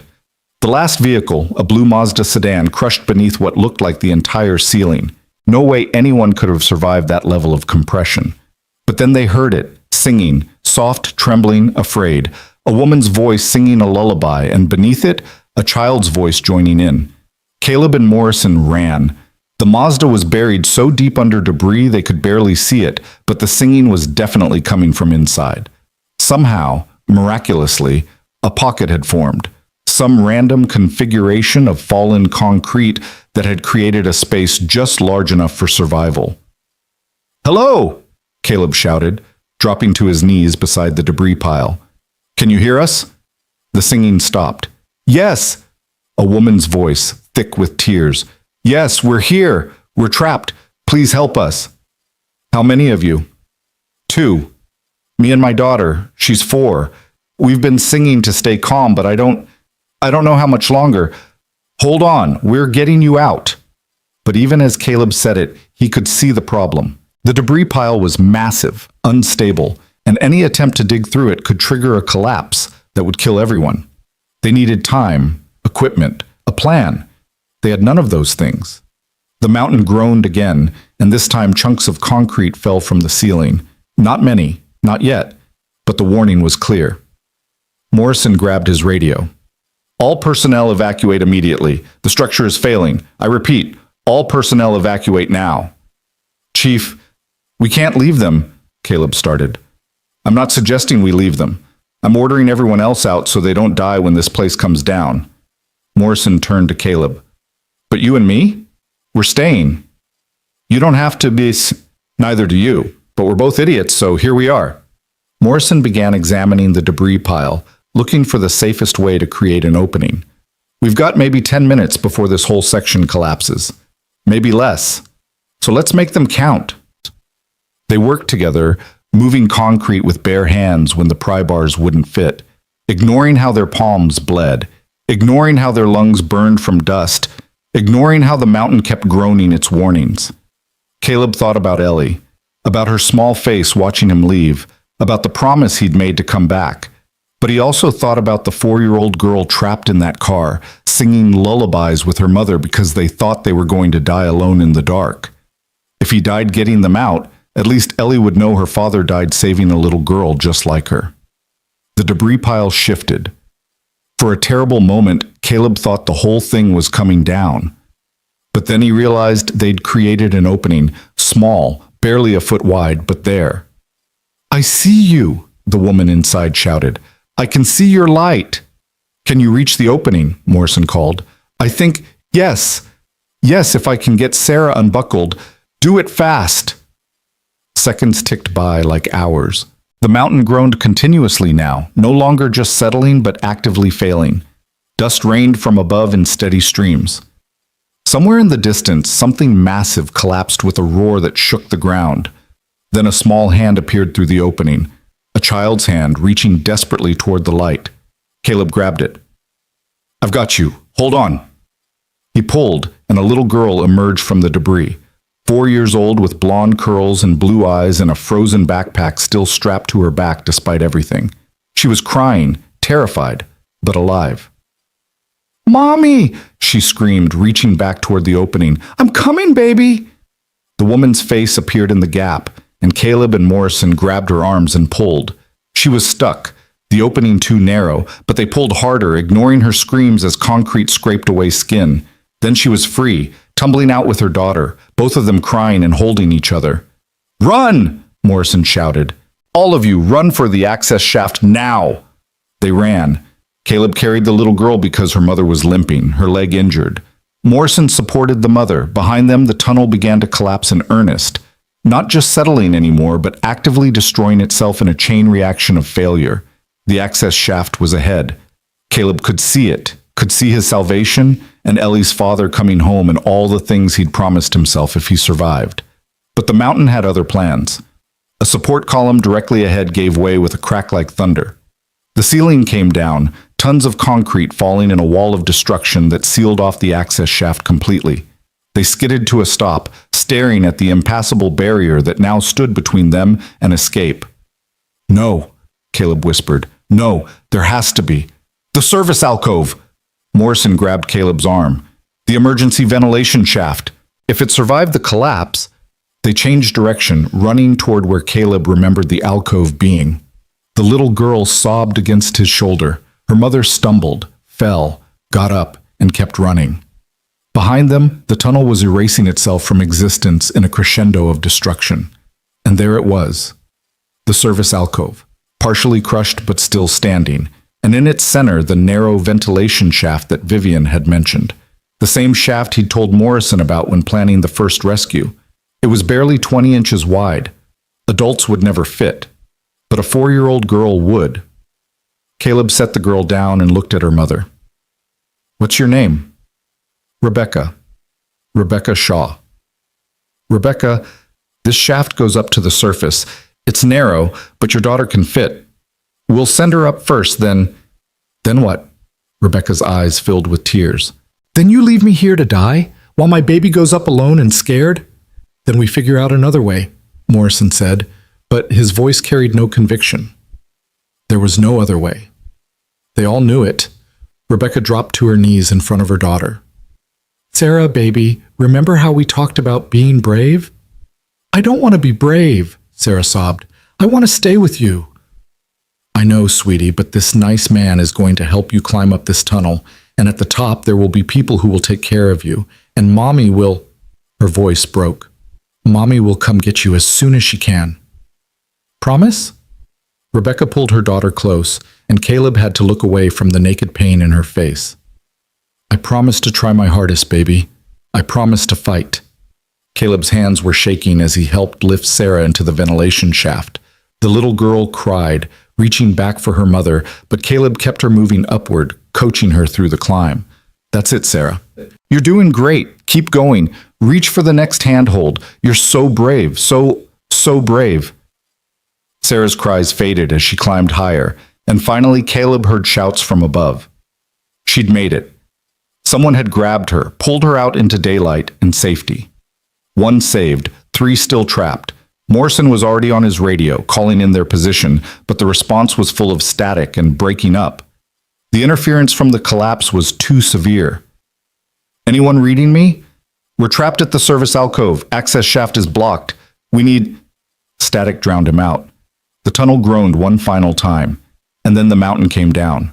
Caleb threw himself over Rebecca as the ceiling came down, Morrison doing the same, their bodies becoming shields against tons of concrete and steel that wanted them dead. The roar was absolute, not just sound but physical force that rattled teeth and stopped breath and erased everything except the certainty of ending. Then silence. Not complete silence. Caleb could hear his own heartbeat thundering in his ears, could hear Morrison's labored breathing beside him, could hear Rebecca sobbing beneath him. But the roar had stopped, replaced by the steady patter of dust settling and the occasional groan of stressed metal finding new equilibrium. Caleb opened his eyes to absolute darkness. His flashlight was gone, knocked from his hand during the collapse. He couldn't see anything, couldn't tell if they were buried completely or if some pocket of space remained. "Morrison?" His voice came out as a croak. "Here. Still breathing. You?" "Yeah." "Rebecca?" Rebecca's sob was answer enough. She was alive, traumatized, probably injured, but alive. Caleb carefully shifted his weight off her, feeling around in the darkness. His hands found concrete above him, close, maybe 2 feet from his face. To his left, more concrete. To his right, something that might have been a gap or might have been wishful thinking. "Don't move too much," Morrison said, his voice tight with pain. "We don't know how stable this pocket is. Any shift could bring the rest down on us." "Are you hurt?" "My leg. Something heavy landed on it. Can't feel anything below the knee." That wasn't good. That was actually terrible. But Caleb pushed the panic down and focused on immediate concerns. "Rebecca, are you injured?" "I don't know. I don't think so. My daughter, did Sarah make it out? Please tell me she made it out." "She made it," Caleb said firmly. "I heard the rescue team grab her. She's safe." Rebecca's sob this time was relief mixed with grief. Her daughter was safe, but she was buried alive with 2 strangers beneath a mountain that had already tried to kill them multiple times. Caleb felt around in the darkness, trying to understand their situation. They were in some kind of cavity created by the collapse, Probably the service alcove's reinforced walls had held just enough to prevent them from being crushed completely. But they were sealed in, no obvious exits, no way out. His fingers found something smooth and metallic, his flashlight, miraculously intact. He clicked it on and immediately wished he hadn't. The space they occupied was maybe 6 feet across and 4 feet high, barely enough room to sit up, let alone move.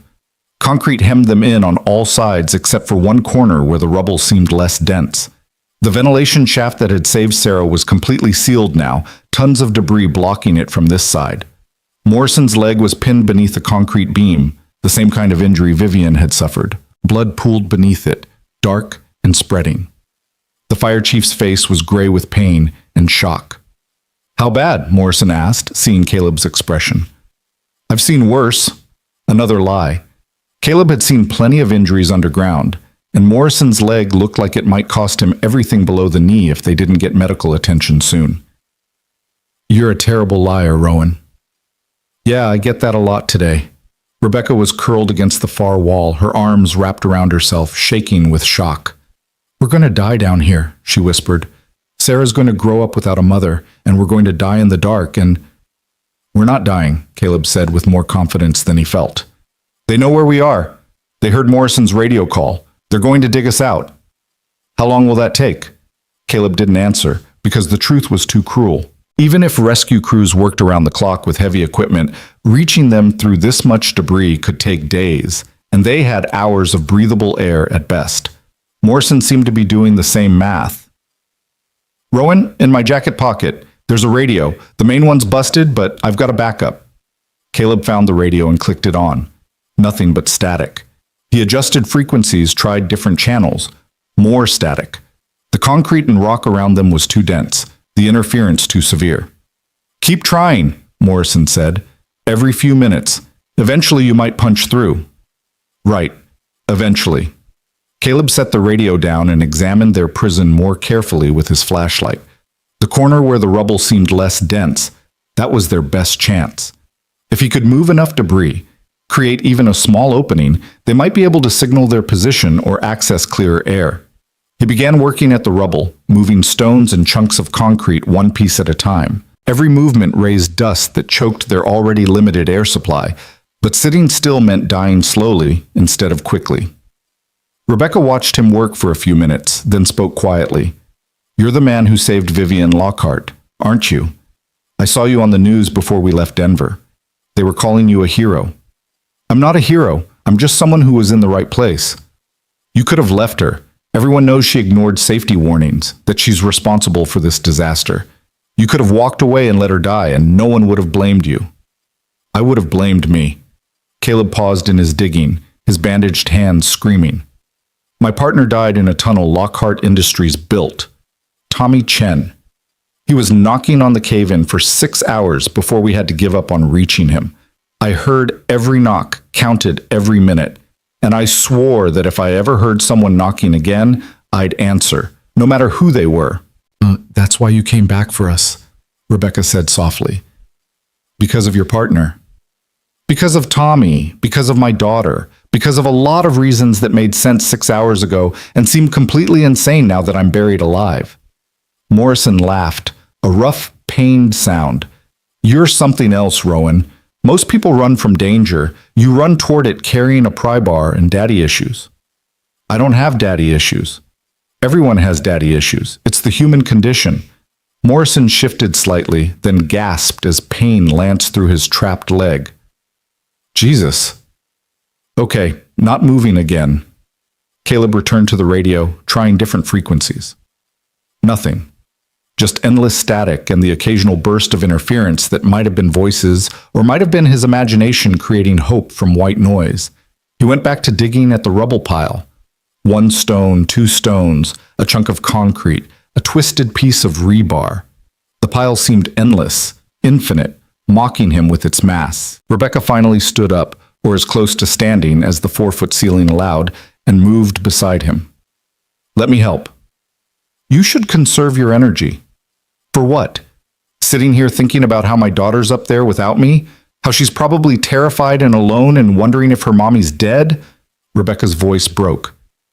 I need to do something or I'm going to lose my mind.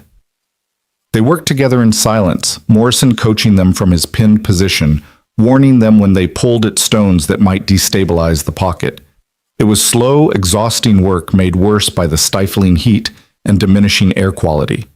Caleb's head was starting to pound, his thoughts growing fuzzy around the edges. Oxygen deprivation. They were running out of breathable air. "Tell me about your daughter," Rebecca said suddenly, her voice cutting through the sound of shifting rubble. "Ellie, right? You mentioned her name." "Yeah, Ellie. She's 7, smart as hell, braver than I'll ever be, and way too good at guilt-tripping me into making better choices." "Like not dying in a collapsed tunnel?" "Especially not dying in a collapsed tunnel. She's already lost her mother. I'm all she's got left." Rebecca was quiet for a moment, moving stones. "What happened to her mother, if you don't mind me asking?" "Heart condition. Sudden cardiac arrest when Ellie was 3. One minute Amanda was making breakfast, the next she was on the floor, and nothing we did—" Caleb's throat tightened. "Nothing we did made any difference. She was just gone. I'm sorry." "Me too." Caleb pulled at a larger piece of concrete, his muscles trembling with exhaustion. "But Ellie got through it. She's resilient. Kids are more resilient than we give them credit for." "Sarah's not resilient. She's 4. She's going to be destroyed if I don't make it out of here." "Then we make it out of here." But Caleb said it with such conviction that for a moment even he believed it might be true. Morrison spoke up from his position against the wall, his voice weaker now. "Rowan, the radio. Try again." Caleb grabbed the radio, clicked through frequencies. This time, instead of pure static, he heard something else. Faint, distorted, but definitely human voices. "Can anyone? Location? Rescue teams?" "Hello!" Caleb shouted into the radio.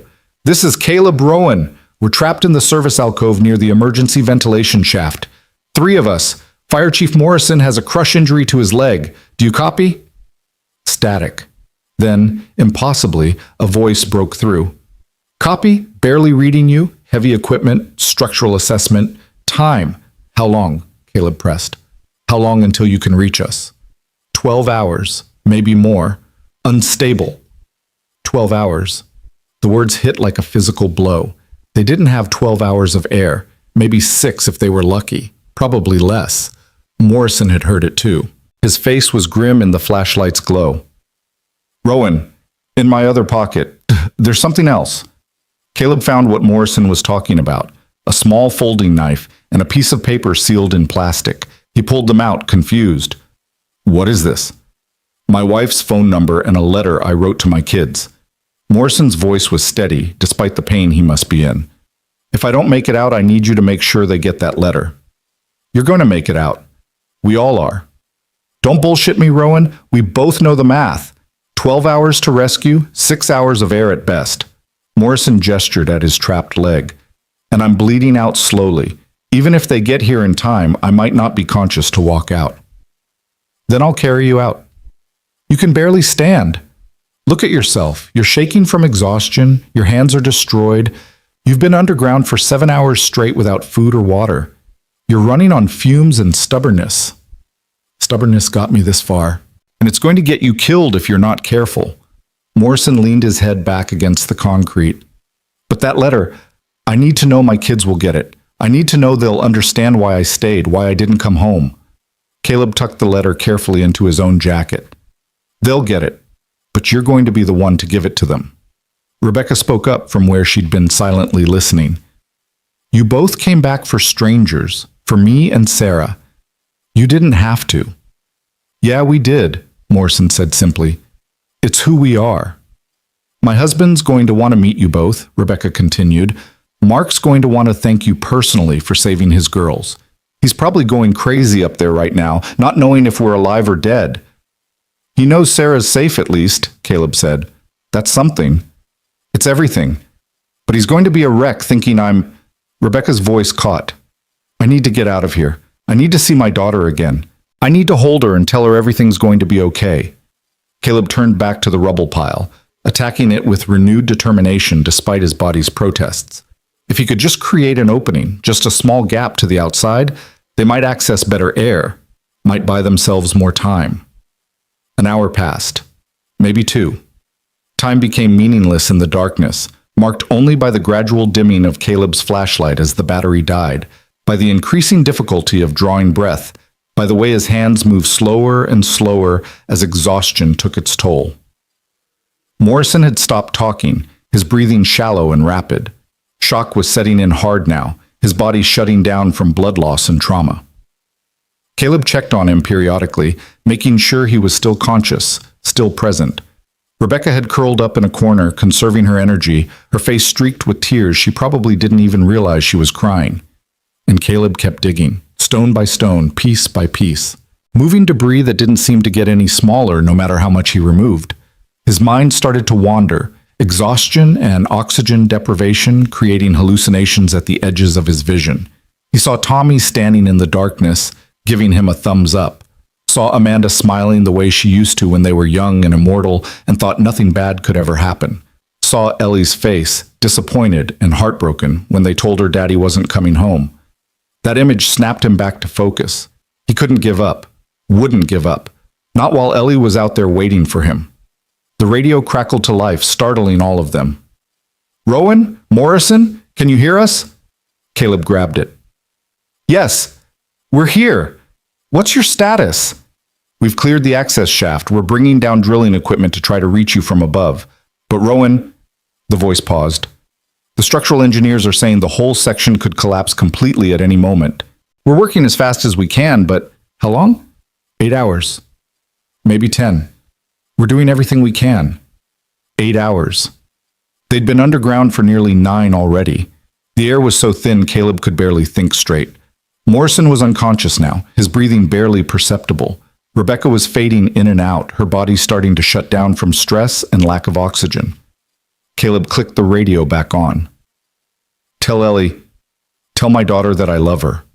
Tell her I fought as hard as I could. Tell her..." His voice broke. "Tell her I'm sorry." "Don't give up on us yet, Rowan. We're coming. Just hold on." But holding on was getting harder with every breath. Caleb's vision was tunneling, darkening at the edges. His hands had stopped hurting, which wasn't a good sign. Probably nerve damage from the constant abuse. His body was shutting down, piece by piece, preparing for the end it knew was coming. He thought about Tommy, about those final hours listening to his partner's knocking grow weaker and weaker, about the silence when it finally stopped, about the guilt that had lived in his chest ever since, the knowledge that he'd survived while Tommy died. Maybe this was fitting. Maybe this was justice. Caleb dying in a tunnel, just like Tommy had, bringing some kind of cosmic balance to the universe. Except Ellie didn't deserve that balance. Didn't deserve to lose both parents before she turned 8. Didn't deserve to grow up wondering if her father had thought about her at the end. Caleb forced himself to move. One more stone, one more piece of rubble, one more inch of progress toward impossible survival. His hand broke through. For a moment, he thought it was another hallucination, his dying brain offering him false hope. But then he felt it, air, moving air, coming from the small gap his hand had found. Not much, but enough to tell him there was open space on the other side of this rubble pile. "Rebecca," he croaked. "Help me. I found something." Rebecca stirred, crawled over, her movements sluggish but determined. Together they worked at the gap, widening it, creating an opening maybe 6 inches across. Fresh air flowed through, not a lot, but enough to clear the fog from Caleb's brain, enough to give him the strength to keep going. "Morrison," Caleb called. "Chief, can you hear me? We've got fresh air coming in. Stay with us." Morrison groaned, which was better than silence. Still alive, still fighting. They widened the gap to 8 inches, 10 inches, 12. Big enough now for Caleb to shine his dying flashlight through and see what was on the other side. Another cavity, larger than the one they occupied. And beyond that, he could see it, barely visible in the distance. A faint glow that might have been daylight, or might have been the last gift of his oxygen-starved imagination. "I'm going through," Caleb said. "You don't know what's on the other side," Rebecca protested weakly. "It could be unstable, could collapse." "Everything's unstable. Everything could collapse, but that's daylight. I'm sure of it." He wasn't sure at all, but hope was all they had left. Caleb squeezed through the gap, ignoring how the rough concrete tore at his already ruined shoulders. He emerged into the larger cavity and stood up fully for the first time in hours. His legs nearly gave out, muscles screaming from exhaustion, but he forced them to hold. The glow was real. It was coming from maybe 30 yards away, filtering down through cracks in the collapsed ceiling. Actual, genuine daylight. And between him and that light was a maze of debris that looked like it might collapse if he breathed on it wrong. Caleb didn't care. He moved toward the light, climbing over rubble, squeezing through gaps, following the glow like a dying man following salvation. Because that's exactly what he was, a dying man. And that light was salvation, and nothing else mattered. He reached the source and found himself staring up at a crack in the collapsed ceiling, maybe 2 feet wide. Through it, he could see sky, actual blue sky. And more importantly, he could see movement, rescue workers, emergency vehicles, the bustling chaos of the rescue operation. "Hey!" Caleb screamed up through the crack. "Down here! We're down here!" Faces appeared at the opening, shocked, disbelieving faces of rescue workers who'd probably given up hope of finding anyone else alive. "Holy shit!" someone yelled. "We've got survivors! Get a rope down here now!" Chaos erupted above. Caleb turned and ran back through the maze of debris toward the pocket where Morrison and Rebecca waited. He squeezed back through the gap, his whole body shaking with adrenaline and relief and the impossible reality of survival. "We're getting out," he said, his voice breaking. "There's a crack in the ceiling. They're lowering ropes. We're actually getting out." Rebecca started crying, deep, racking sobs of relief. Morrison opened his eyes, a weak smile on his gray face. "Told you," Morrison whispered. "Told you your stubbornness would get us through." Getting Morrison through the narrow gap was a nightmare. His trapped leg had to be freed first, which meant using Caleb's pry bar to lift the beam just enough for Morrison to pull free. The fire chief bit through his lip to keep from screaming, blood running down his chin, his face going even grayer. But he was free, and Caleb and Rebecca dragged him through the gap, through the larger cavity, toward the crack where ropes were already descending. Rebecca went up first, secured in a rescue harness, crying the whole way. Then Morrison, unconscious now, his body limp as they hauled him toward daylight and medical care. Then Caleb. The rope felt like the most beautiful thing he'd ever touched. He clipped in, gave the signal, and felt himself rising toward that crack, toward the blue sky beyond, toward life and breath, and his daughter waiting for him. He emerged into chaos. Hands grabbed him, pulled him clear. Someone wrapped a blanket around him. Someone else shoved an oxygen mask over his face. Voices swirled around him. Questions, congratulations, medical assessments. But Caleb only cared about one voice. "Daddy!" Ellie broke through the crowd of rescue workers, Marie chasing after her, and threw herself into Caleb's arms. He caught her, held her, buried his face in her hair, and let himself finally break down. He was crying. She was crying. They were both shaking and alive and together. "You came back," Ellie sobbed. "You promised, and you came back." "Always, baby," Caleb whispered. "Always." Sandra appeared with a stretcher, trying to convince Caleb to get medical attention, but he refused to let go of his daughter. They could check him over right here, right now, while Ellie held on to him like she'd never let go again. The paramedics worked around them, cleaning wounds, checking vitals, starting IVs. Someone told him he needed surgery on his hands, that he'd done permanent damage, that he was lucky to be alive. Caleb just held Ellie tighter and watched as the rescue operation continued around them. Morrison was rushed to a waiting helicopter, critical but stable. Rebecca was reunited with her husband and daughter, the whole family collapsing into each other's arms. Other survivors, the ones Caleb had rescued earlier, were scattered across the scene, being treated, being comforted, being alive. 14 people total had entered that tunnel's western section. 13 had made it out alive.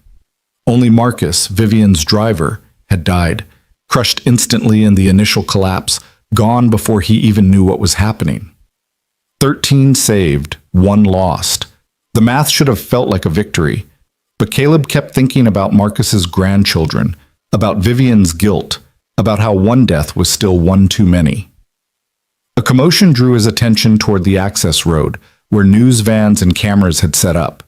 And walking through them, being wheeled through them actually, in a hospital wheelchair with her leg in a cast and her face still bruised, was Vivian Lockhart. She shouldn't have been there, should have been in recovery from her surgery. But there she was, surrounded by reporters and lawyers and what looked like half the state government, her expression set with determination. She spotted Caleb across the chaos and mouthed 2 words. "Thank you." Caleb nodded once. Then Vivian turned to face the cameras, and even from this distance, Caleb could hear the beginning of her statement. "My name is Vivian Lockhart, and I'm responsible for this disaster." Vivian's voice carried across the rescue site, amplified by microphones and carried by cameras to millions of people watching live. Caleb sat on the ground with Ellie in his arms, Sandra still working on his injuries, and watched a billionaire destroy her own empire with nothing but the truth.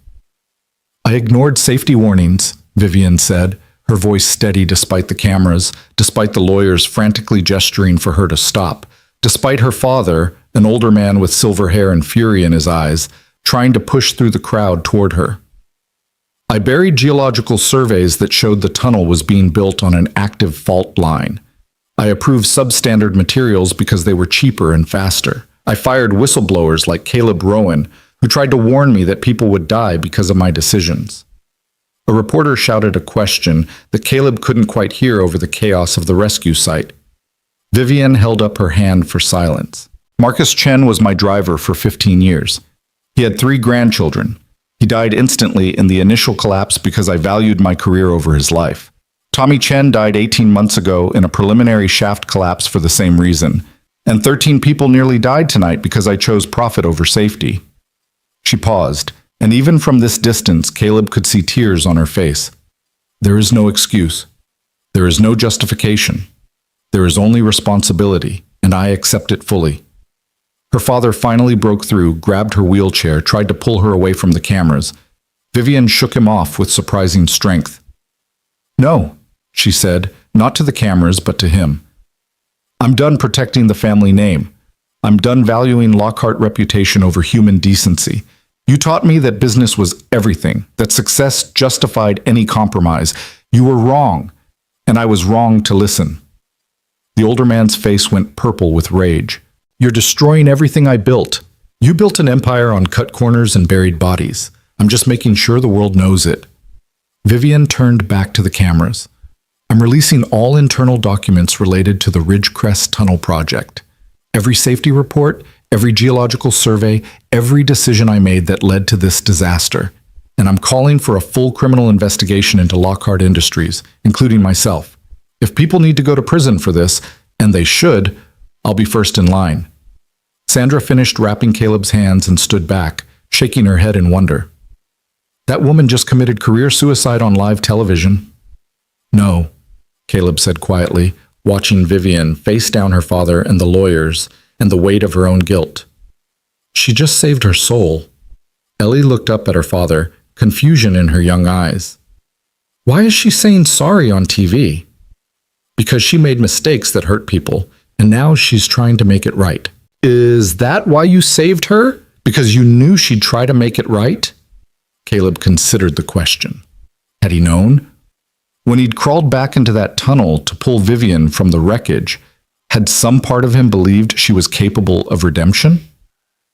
"No," he admitted. "I saved her because it was the right thing to do, regardless of whether she deserved it. But I'm glad she's choosing to do the right thing now." Marie appeared with fresh clothes and a fierce hug that made Caleb wince as it pressed against his injuries. "You're an idiot," she said, her voice thick with emotion. "A brave, heroic, completely insane idiot. It's the family curse. Tommy would be proud. He'd also call you an idiot." Marie pulled back, wiping her eyes. "But he'd be proud." The mention of Tommy's name made Caleb's chest tighten. Would Tommy be proud? Or would he shake his head at Caleb's recklessness, at the way he'd risked leaving Ellie orphaned just to save strangers? As if summoning a ghost, a woman pushed through the crowd toward them, Chinese, maybe 60, her face weathered by grief Caleb recognized intimately. Tommy's mother. Mrs. Chen had been at every hearing after Tommy's death, had sat through every investigation, had watched Lockhart Industries bury the truth beneath legal paperwork and settlements. She stopped in front of Caleb, and for a long moment they just looked at each other, 2 people bound by loss and guilt and the complicated mathematics of survival. My son loved you like a brother, Mrs. Chen said finally. He would have done the same thing, gone back into that tunnel, saved those people. I'm sorry I couldn't save him, Caleb whispered. I heard him knocking for 6 hours and I couldn't reach him. I'm so sorry. I know, but you saved 13 people tonight. You answered their knocking. She reached out and squeezed his shoulder with surprising strength. Tommy's death meant something because it taught you not to walk away from people who need help. You honored him by saving them. Caleb couldn't speak past the lump in his throat. Mrs. Chen knelt down to Ellie's level. Your father is a good man, a brave man. Tommy chose well when he chose him as a partner. Ellie nodded solemnly. My daddy saves people. That's what he does. Yes, Mrs. Chen agreed. That's exactly what he does. She stood and walked away, disappearing back into the crowd, and Caleb felt something shift inside him. A weight he'd been carrying for 18 months. The guilt, the what-ifs, the crushing responsibility of being the one who survived, didn't disappear, but it lightened. Just a little. Just enough. The next 3 hours were a blur of medical assessments, police statements, and reporters shouting questions that Caleb ignored. He was loaded into an ambulance over his protests, Ellie and Marie climbing in with him, and taken to Boulder Medical Center. The same hospital where Vivian had been treated. The same hospital where, Caleb learned when they arrived, Fire Chief Morrison was in surgery for his leg, and David Chen's wife was in the ICU but stable. Where Jessica Morales and her children were being held for observation, Michael's head injury serious but not life-threatening. Where all 13 survivors were scattered across various floors, alive because a single dad with trust issues and a death wish had refused to walk away. Caleb's hands required surgery, tendon damage, nerve damage, enough torn tissue that the surgeon shook her head and told him it was a miracle he could still move his fingers at all. The surgery took 4 hours. When he woke up, both hands were wrapped in heavy bandages and Ellie was asleep in a chair beside his bed, her stuffed bear tucked under one arm. Marie was there too, reading a magazine but clearly not processing any of it. She looked up when Caleb stirred. How do you feel? Like I got hit by a mountain. That's because you did. Multiple times. Marie set down the magazine. The surgeon says you'll have permanent nerve damage, limited mobility in your left hand, chronic pain. You'll never work underground again. Caleb looked at his bandaged hands, processing this. His career, everything he'd trained for, everything he knew how to do, gone because he'd chosen to save people instead of himself. Worth it, he said. Of course it was worth it. But Caleb, what are you going to do? How are you going to support Ellie? He didn't have an answer. Hadn't let himself think that far ahead. All he'd thought about was getting people out alive, getting himself back to his daughter, surviving one more minute and then one more after that. A knock at the door interrupted them. Sandra poked her head in, still in her paramedic uniform, looking exhausted but pleased. You've got visitors. I told them you needed rest, but they insisted. She pushed the door open wider. Rebecca and Sarah Shaw entered, followed by Jessica Morales with Emma and a groggy but conscious Michael. David Chen came next, supported by his wife who had bandages wrapped around her head but was smiling. The motorcycle rider with the broken ribs, the young couple from the Mini Cooper, the elderly man Caleb had carried. One by one, all 13 survivors who could walk filed into Caleb's room, crowding around his bed. Rebecca spoke first, Sarah clutching her hand. We wanted to say thank you. All of us, you saved our lives. I was just doing what needed to be done, Caleb said, uncomfortable with the attention. You did more than that, David Chen said. I would have died in that car. My wife would have died. You didn't give up when any reasonable person would have. My son is alive because of you, Jessica added, her hand on Michael's shoulder. The boy looked pale and sleepy, but gave Caleb a small wave. The elderly man, Caleb learned his name was Walter, cleared his throat. I'm 83 years old. I've lived a long life. But my granddaughter is getting married next month, and now I'll be there to walk her down the aisle because you carried me out of that tunnel. One by one, they shared their stories, the lives they'd almost lost, the futures that still waited for them, the people who were grateful Caleb had been too stubborn to know when to quit. Sarah, the 4-year-old who'd climbed the ventilation shaft, wiggled free from her mother and walked up to Caleb's bedside. She held up a drawing she'd made, crude but heartfelt. showing a stick figure man with a flashlight pulling stick figures from a dark tunnel. "This is you," Sarah said, pointing to the stick figure with the flashlight. "You're a superhero." "I'm just a guy with a flashlight, sweetheart." "No," Sarah insisted with the absolute certainty only a 4-year-old could muster. "You're a superhero. My daddy says so." Caleb took the drawing carefully with his bandaged hands, his vision blurring with tears he refused to let fall. "Thank you, Sarah. This is the best gift I've ever gotten." After the survivors left, each one hugging him or shaking his bandaged hand or just saying thank you one more time, Caleb sat in his hospital bed staring at Sarah's drawing. Ellie had woken up during the visits and now sat beside him, her head on his shoulder. "They all love you," Ellie said softly. "They're just grateful. It'll fade." "Will it?" "When I think about the people who saved Mommy when she collapsed, I think about them every day. I'm grateful every day, even though it didn't work." Ellie paused. "For them, it worked. You think they'll forget that?"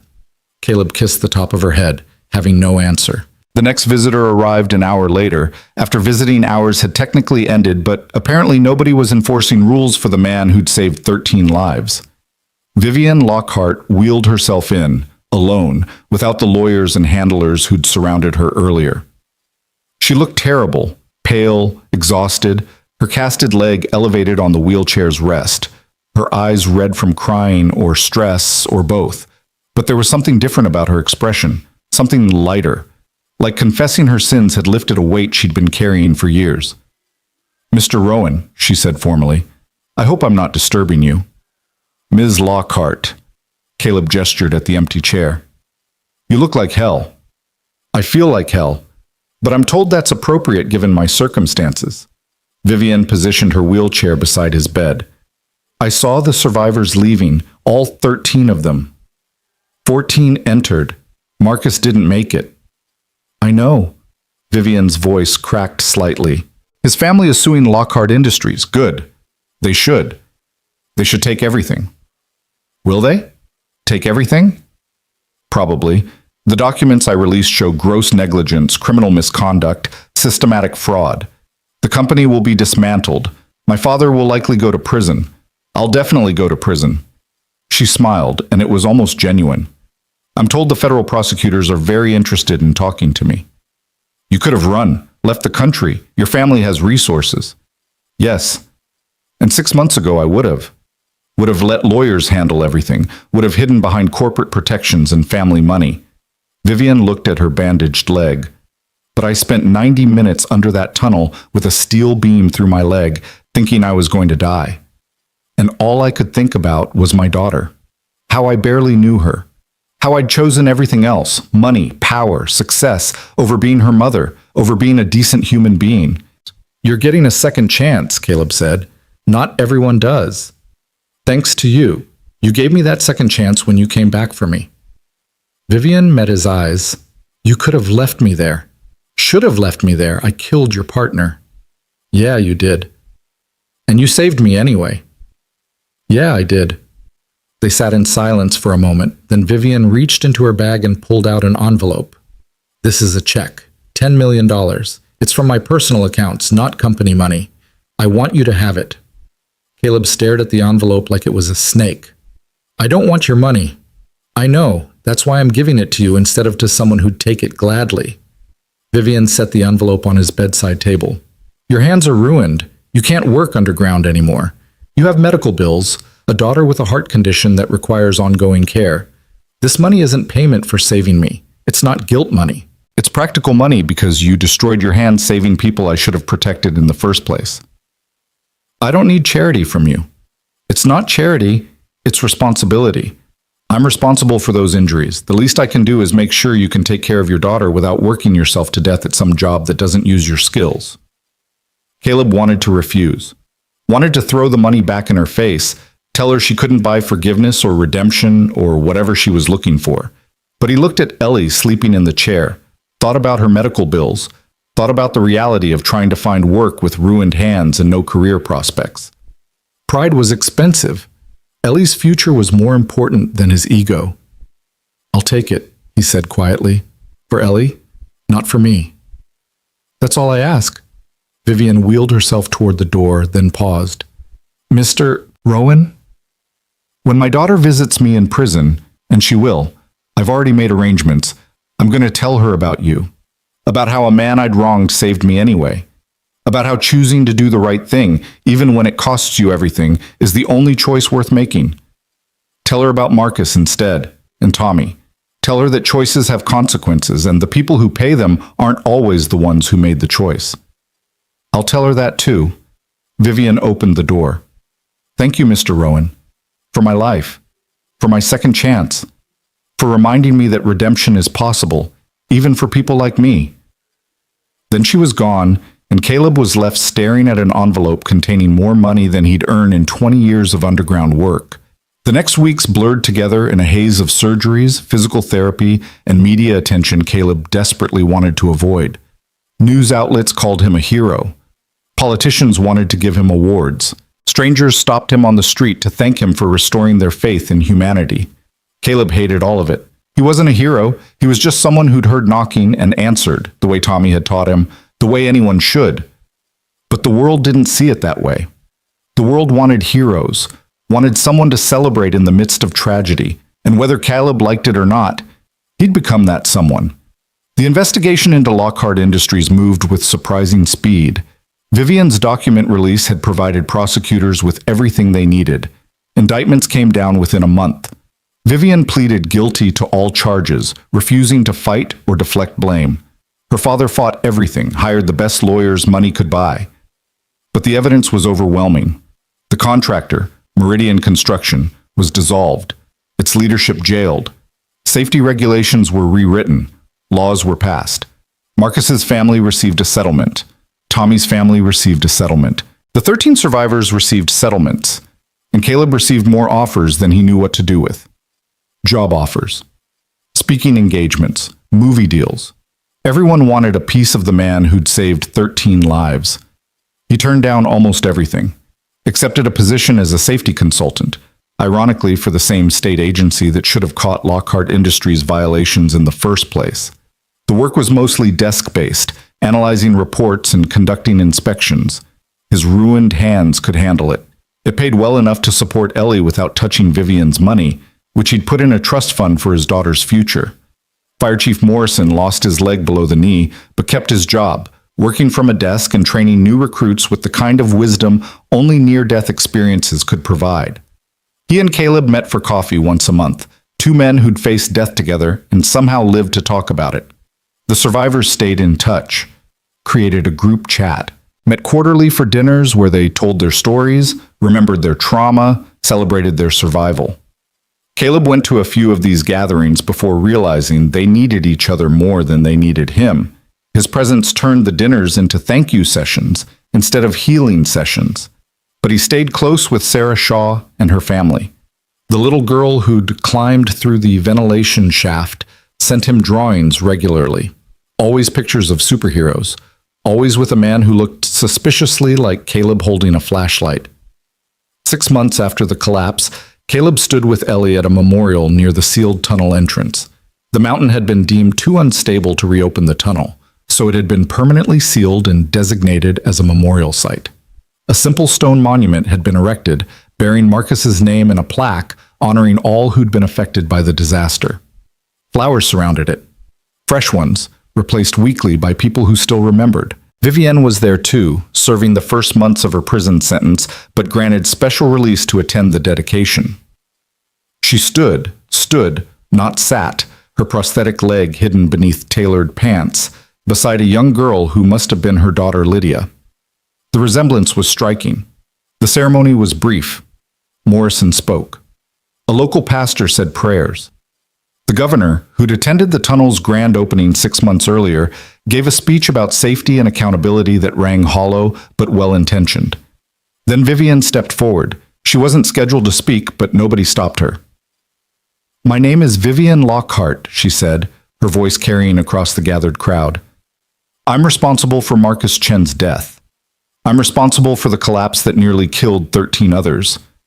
I'm responsible for destroying lives and families because I valued money over human decency." The crowd was silent, uncomfortable. But Vivian continued, I can't undo what I did. I can't bring Marcus back. I can't erase the trauma the survivors experienced. All I can do is accept responsibility, face the consequences, and try to spend the rest of my life making better choices. She turned to look at Caleb. And I can tell my daughter about the man who saved me when I didn't deserve saving, about how Caleb Rowan proved that doing the right thing matters more than whether someone deserves it. Lydia, 8 years old, serious-faced, walked up to the microphone beside her mother. My mommy did bad things, Lydia said, her voice small but clear. She knows it. She's sorry. And she's trying to be better. Mr. Caleb, thank you for giving my mommy the chance to be better. Caleb felt Ellie's hand slip into his, carefully, mindful of his healing injuries. His daughter looked up at him with those eyes so much like her mother's. That's why you saved her, Ellie whispered, so she could be a better mommy to Lydia.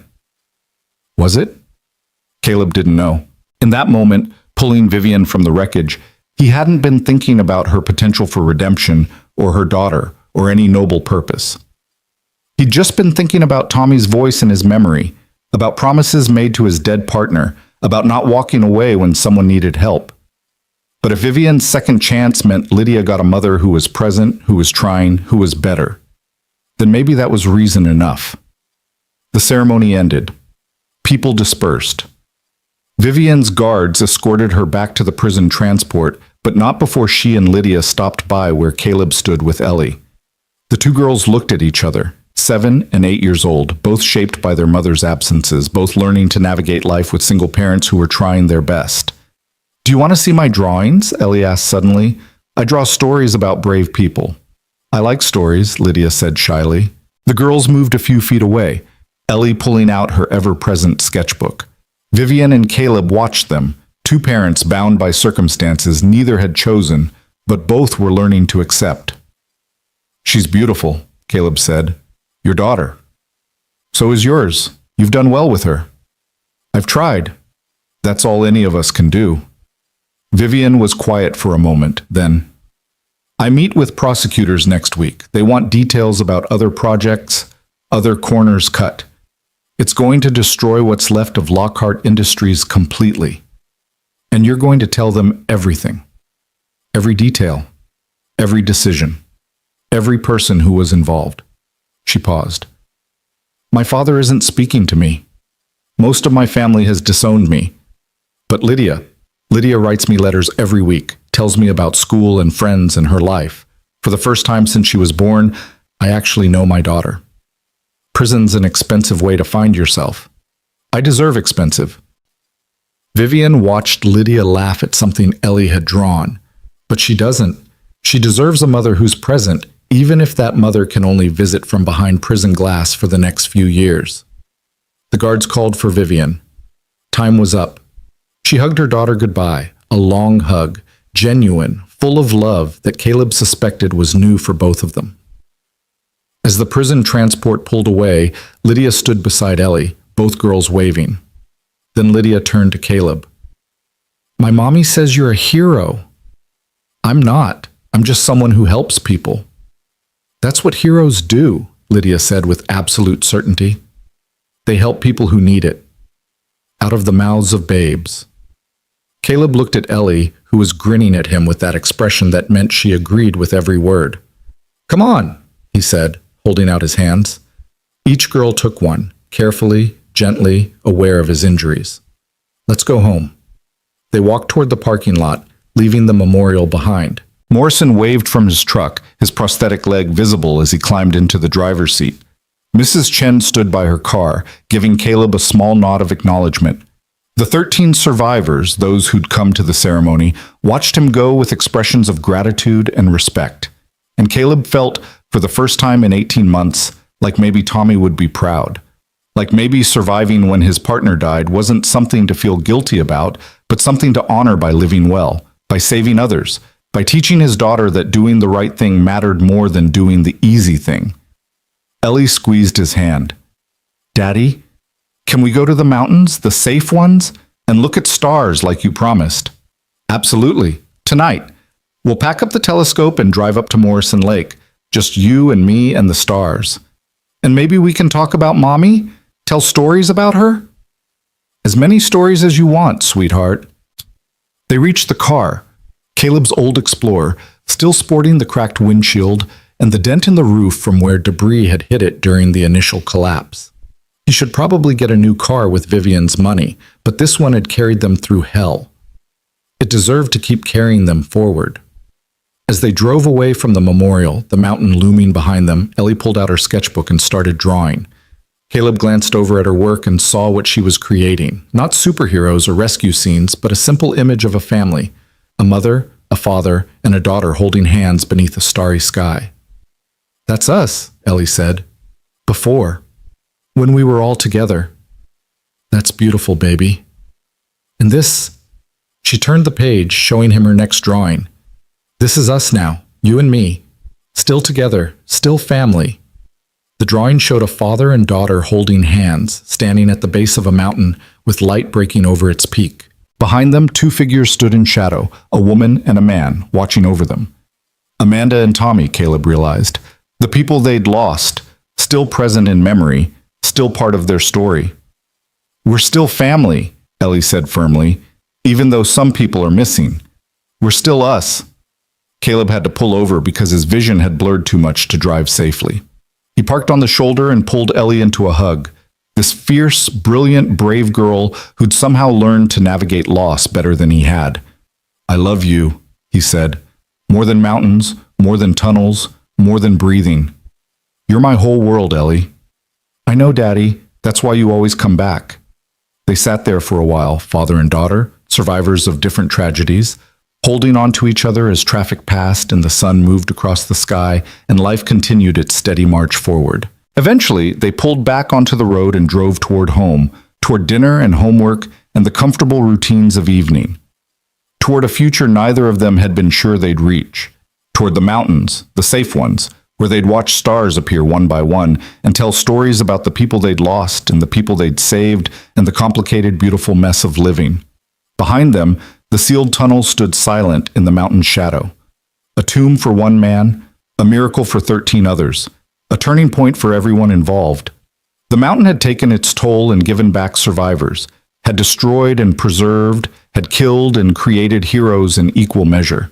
And somewhere in a minimum security prison, Vivian Lockhart was writing letters to her daughter and meeting with prosecutors and learning what it meant to build something better than an empire, learning to build character, integrity, redemption. Somewhere in that same prison, her father was fighting charges and blaming everyone but himself and refusing to accept that consequences finally applied to him too.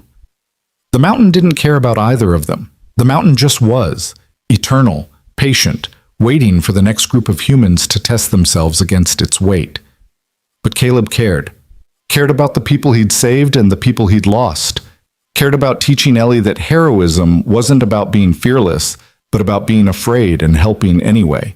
Cared about honoring Tommy's memory by becoming the kind of man Tommy had believed he could be. That night, at Morrison Lake, father and daughter lay on a blanket beneath stars that had witnessed everything and judged nothing. Caleb pointed out constellations while Ellie named them after people they loved. Amanda's star, Tommy's cross, the Marcus moon. "What about Vivian?" Ellie asked. "Does she get a star?" Caleb thought about it, looking up at the infinite sky. "Yeah," he said finally, "she gets one. That one," he pointed at a star just rising over the mountain's peak, coming up from darkness, finding its place in the sky. "That's a good star for her," Ellie agreed. Then, "Daddy, if you had to do it again, go into the tunnel, save all those people, would you?" "Yes. Even though it hurt you, even though you can't work underground anymore, even though you almost didn't come back to me?" Caleb pulled his daughter closer, this child who asked impossible questions and deserved honest answers, especially because of all that. Because you need to grow up knowing that we help people, even when it costs us. That we don't calculate the price before we do what's right. That being your father means teaching you what matters. And what matters is that we save people. Even when it's hard, even when it's scary, especially when it's both. Ellie was quiet for a long moment, processing. Then, "When I grow up, I want to be like you." "No," Caleb said gently. "When you grow up, be better than me. Be smarter, safer, wiser. Save people without destroying yourself in the process. Be the hero who makes it home every time. But you made it home. This time, I got lucky. It wasn't luck, Daddy. You're just too stubborn to die. Caleb laughed, really laughed, the first genuine laugh he'd managed since the collapse. Yeah, I guess I am. They watched stars appear until Ellie fell asleep, her head on Caleb's shoulder, her breathing deep and even and alive. Caleb stayed awake longer, thinking about the mountain and the tunnel and the 13 lives that continued because he'd been too stubborn to walk away. Thinking about Tommy, about how his partner had taught him that saving people mattered more than anything else, and how that lesson had cost Tommy everything but given Caleb purpose.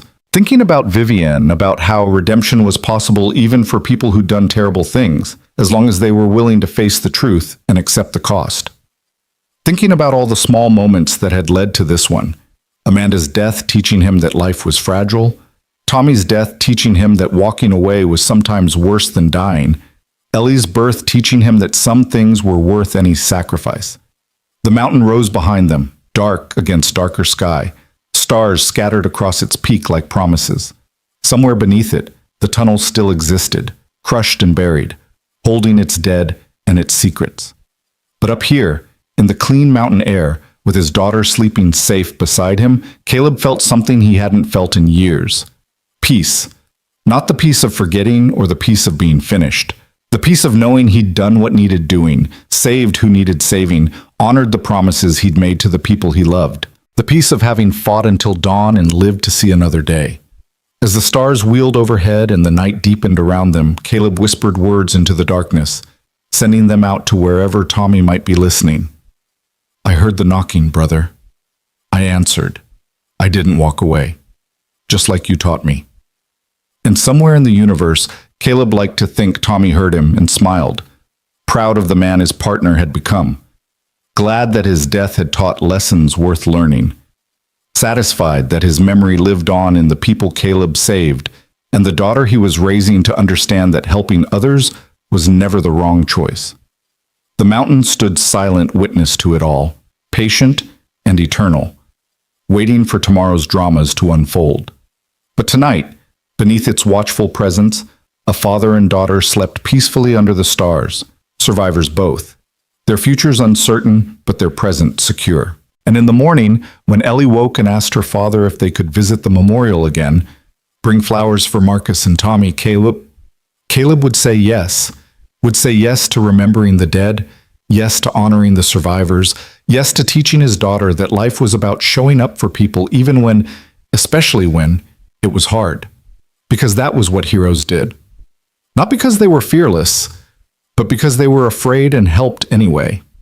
Not because saving people was easy, but because walking away was impossible. Not because they always survived, but because some things were worth the risk.